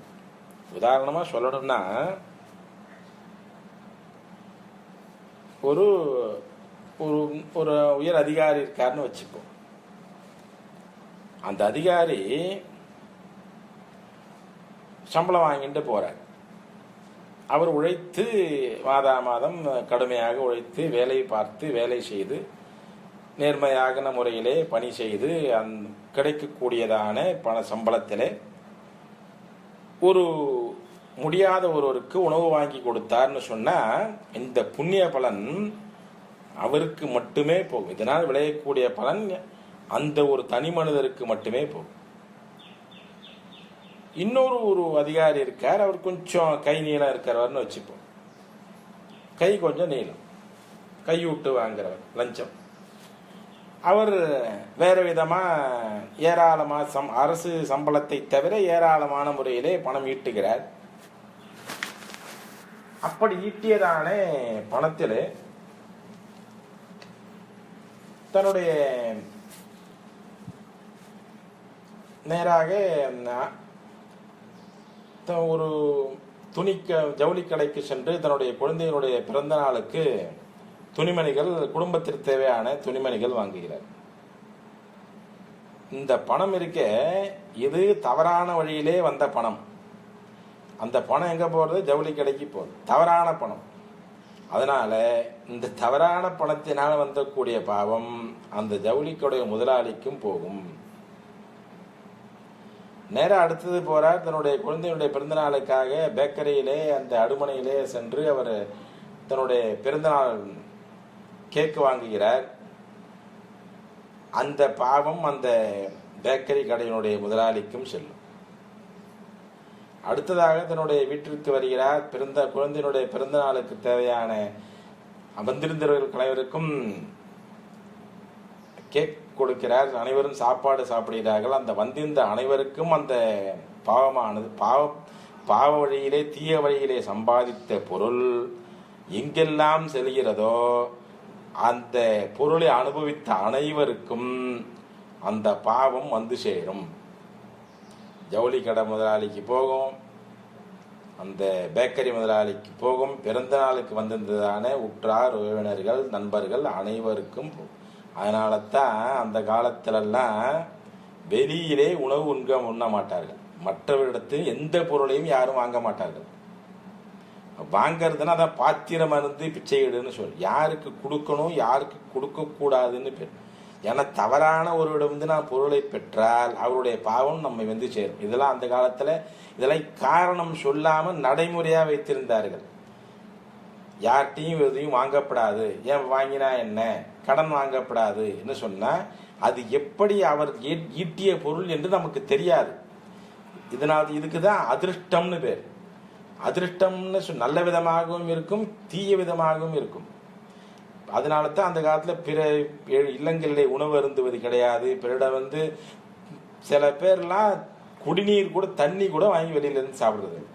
சொந்தமாக ஏதோ தூயம் ஆச்சாரம் சுத்தம் என்பது அல்ல. உள்ளே அதிர்ஷ்டமாக கண்ணுக்கு தெரியாதான பாவம் அதிலே அடங்கியிருக்கிறது. அதனால தான் வந்தி செய்த புண்ணியத்தின் பலனாக இறைவன் அருள் செய்ய வந்தா அந்த பிட்டு இறைவன் ஏற்றுக்கொண்டான். அந்த புண்ணிய பலத்தின் காரணமாக வந்திக்கு முக்தி கிடைத்தது. பாண்டியன் மாணிக்க வாசகருடைய தன்மையை உணராமல் அறியாமல் அவருக்கு தண்டனை அளித்த பாவம் அவனுடைய மக்கள் அனைவரையும் சேர்ந்தது. மன்னன் எவ்வழி மக்கள் எவ்வழி. ஆகவே அவனுடைய பொருளை கொண்டிருக்கானவே அங்கு இருக்கக்கூடிய அனைவருக்கும் அந்த தண்டனையானது கிடைத்தது. இறைவன் பாரபட்சமற்றவன், சலமிலன் சங்கரன். எந்த விதமான பாகுபாடும் இறைவனுக்கு கிடையாது. நாம் செய்யக்கூடிய நல்வினை தீவினை புண்ணிய பாவங்களுக்கு தகுந்தவாறு அவன் நன்மையாகவும் தீமையாகவும் அளிக்கிறான். வந்தி செய்தது புண்ணியம், புண்ணியத்தினுடைய பலன் நன்மையாகிய முக்தி அவளுக்கு கிடைத்தது. பாண்டியன் செய்தது பாவம். எனவே அந்த பாவத்தில் பங்கு கொண்டதான அனைத்து மக்களுக்கும் அது கிடைத்தது. இந்த தத்துவத்தை நாம் புரிந்து கொள்ள இறைவனுக்கு எந்த விதமான பாகுபாடும் கிடையாது. மாணிக்க வாசகர் அங்கிருந்து சென்று மீண்டும் ஆவுடையார் கோயில் திருப்பெருந்துறை சென்று இறைவனுடைய திருப்பணிகளை தொடங்கி மீண்டும் ஆற்றிக்கொண்டு வந்தார். இறைவன் அங்கே ஓரளவு படிமுறை தில்லைக்கு வா என்று ஆணையிட்டான். அங்கிருந்து கிளம்பி சிதம்பரம் சென்றார். மாணிக்கவாசகர் நிறைய தலங்களுக்கு செல்லவில்லை. அவர் சென்றது குறைவான தலங்கள் தான். திருப்பெருந்துறை, உத்தரகோஷமங்கை போனார். மாதாடுபாகத்தன் உத்தரகோஷமங்கை தாதாடு ஒன்றைச் சடையான் அடியாருள்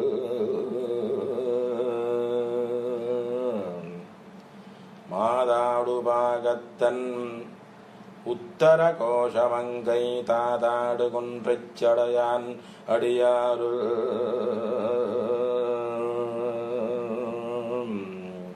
கோதாட்டி நாயேனையும் தொல் பொருள் தீதோடா வண்ணம் திகழப் பிறப்பறுப்ப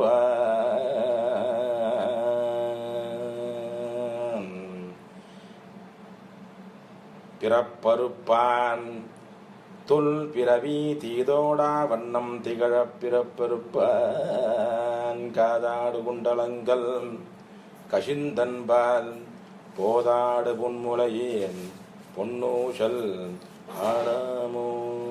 உத்தரகோஷமங்கைன்னு பேர். உத்தரம்னு சொன்னா மேல்பாகம்னு பேர். உத்தரம்னா வடக்குன்னு ஒரு அர்த்தம், மேல்புறம்னு அர்த்தம். அதனால தான் அந்த காலத்துலலாம் உத்தரத்துல இருக்கு பாருங்க. உத்தரம்னா மேல்பாகம்னு ஒரு பொருள். இந்த சரீரத்துக்கு மேல்பாகம் நெற்றி. கோஷம் என்று சொன்னால் இருப்பிடம்னு பொருள். இறைவன் எங்கிருக்கிறான் என்றால் நம்முடைய மேல்புறத்திலே இருக்கிறான். உத்தரகோஷமங்கை போனார். சிதம்பரம், சீர்காழி, திருவாரூர், திருவண்ணாமலை, திருக்கழுக்குன்றம் போன்றதான மிகச்சில இடங்களுக்கு சென்று இறைவனை பாடினார். இறைவனை பாடி பரவி திருவண்ணாமலையில் இருக்கும் பொழுது திரு எம்பாவை என்றதான திருவம்பாவை திருப்பள்ளி எழுச்சி பாடினார். இன்னிசை வீணையல் யாழினர் ஒருப இன்னிசை வீணையல் யாழினர் ஒருப இருக்கொடு தோத்திரம் எம்பினர் ஒருப இன்னிசை வீணையல் யாழினர் ஒருப இருக்கொடு தோத்திரம் ஒருப துண்ணிய பிணை மலர் கையினர் ஒருப துகள்கயர் அழுகயர் தொழுதயர் ஒருப என்னையும் ஆண்டு கொண்டு இன்னருள் பூரியோ எம்பெருமான் பள்ளி எழுந்தருளையே. திருவண்ணாமலையிலே திருப்பள்ளி எழுச்சி திருவெம்பாவை பாடினார். திருக்கழுக்குன்றிலே பாடினார். திருவாரூர் சீர்காழியை பாடினார். போன்ற தலங்களெல்லாம் பாடி அவர் பெரும்பான்மையா சிதம்பர திருத்தில்லையிலேயே தங்கியிருந்தார். எப்படி சுந்தரர் திருவாரூரிலே பெரும்பான்மையான நேரம் தங்கியிருந்தாரோ அதுபோல தில்லையிலேயே மடம் அமைத்து தில்லையிலேயே தங்கியிருந்தார். இறைவனை நோக்கி ஏராளமான பாடல்களை பாடினார்.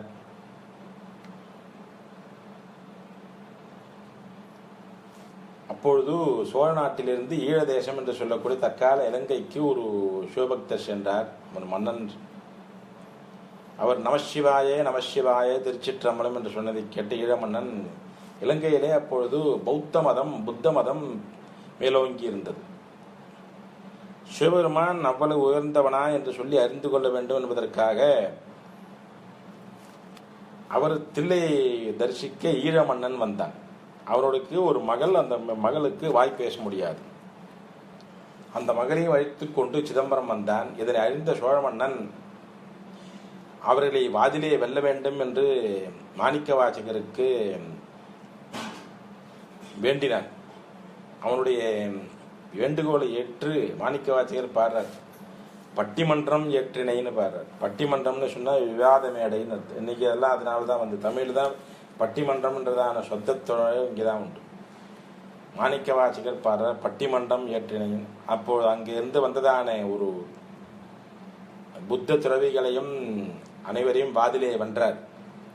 வென்று அவருடன் வந்ததான அந்த வாய் பேச முடியாத குழந்தையை பேச வைத்தார். அந்த குழந்தைக்கு ஒரு பாடலை பாடச் சொன்னார். பூசுவதும் வெந்நீர் பூண்பதுவும் பொங்கரவும் பேசுவதும் திருவாயால் மறை போலும் காணேடி பூசுவதும் வெந்நீர் பூண்பதுவும் பொங்கரவும் பேசுவதும் திருவாயால் மறை போலும் காணேடி பூசுவதும் பேசுவதும் பூண்பதுவும் கொண்டென்னை பூசுவதும் பேசுவதும் பூண்பதுவும் கொண்டென்னை ஈசனவன் எவ்வுயிர்க்கும் ஈசனவன் எவ்வுயிர்க்கும் இயல்பானான் சாழலோ ஈசனவன் எவ்வுயிர்க்கும் இயல்பானான் சாழலோ என்ற பாடலை பாடியவுடன் அந்த பெண்ணிற்கு வாய்ப்பேச்சு வந்தது. அந்த பெண்ணே பலவிதமான கேள்விகளுக்கு பதில் உரைத்தால். அனைத்து பௌத்தர்களும் சைவம் சார்ந்தார்கள். மாணிக்க வாசகர் இறைவனை அனுதினமும் திருச்சிற்றம்பலமோடையானை தரிசித்து பாடி வந்தார். ஒரு சமயம் அவர் மடத்திலே இருக்கும் பொழுது ஒரு முதிய அந்தணர் வந்தார். மாணிக்க வாசகரே, நான் பாண்டிய தேசத்திலிருந்து வருகிறேன். தாங்கள் ஏராளமான இறைவனை நோக்கி பாடல்கள் பாடியிருக்கிறீர்கள், அதனை நாம் அறிந்து கொள்ள வேண்டும். மீண்டும் ஒரு முறை கூறுங்கள், நான் குறிப்பெடுத்து எழுதிக் கொள்கிறேன் என்று சொன்னார். அதனை மாணிக்க வாசகர் மீண்டும் ஒரு முறை சொல்ல, திருவாசகம் 658 பாடல்கள், 658 பாடல்கள் திருவாசகம். அனைத்து பாடல்களையும் கூறினார். அந்தணர் கோலத்தில் இறைவனே வந்தான், எழுதி கொண்டார். பாவை பாடிய வாயால் கோவை பாடுக என்று கூறினார். திருக்கோவையா என்ற ஒரு அகத்துறை சார்ந்த வகையிலே இறைவனை தூக்கி பாடினார். இறைவன் அதை எழுதி கொண்டான். அதனை எழுதி கொண்டு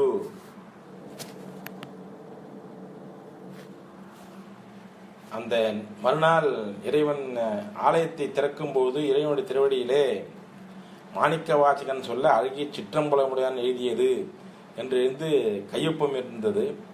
அதனை படித்து பார்த்தார்கள். அவர்களுக்கு விளங்கவில்லை. தீட்சிதர்கள் மடத்திலிருந்து மாணிக்க வாசகரை தருவித்தார்கள். மாணிக்க வாசகரே, இதற்கு பொருள் என்ன என்று கேட்டார்கள். பொருள் உணர்ந்து சொல்லுவார் செல்வ சிவபுரம் தாமே. கையை காமிச்சர். உள்ள நடராஜ பெருமான் நமன்தான் இதற்கு பொருள். அப்பொழுது அங்கே ஒரு ஜோதி தோன்றியது. அந்த ஜோதியிலே மாணிக்க வாசகர் உள்ளே சென்றார். ஆனி மாதம் மக நட்சத்திரம். அன்றைய தினம் மாணிக்க வாசகர் இறைவனோடு இரண்டர கலந்தார். நானும் நீயுமாய் ஏகபோகமாய் என்ற வகையிலே இறைவனோடு ஒன்றாக கலந்தார். இந்த சரிதத்தை கேட்பவர்கள் அனைவருக்கும் சிவபெருமானுடைய பரிபூர்ணமான அனுகிரகம் கிடைக்கும் என்று சொல்லி இந்த அளவிலே இந்த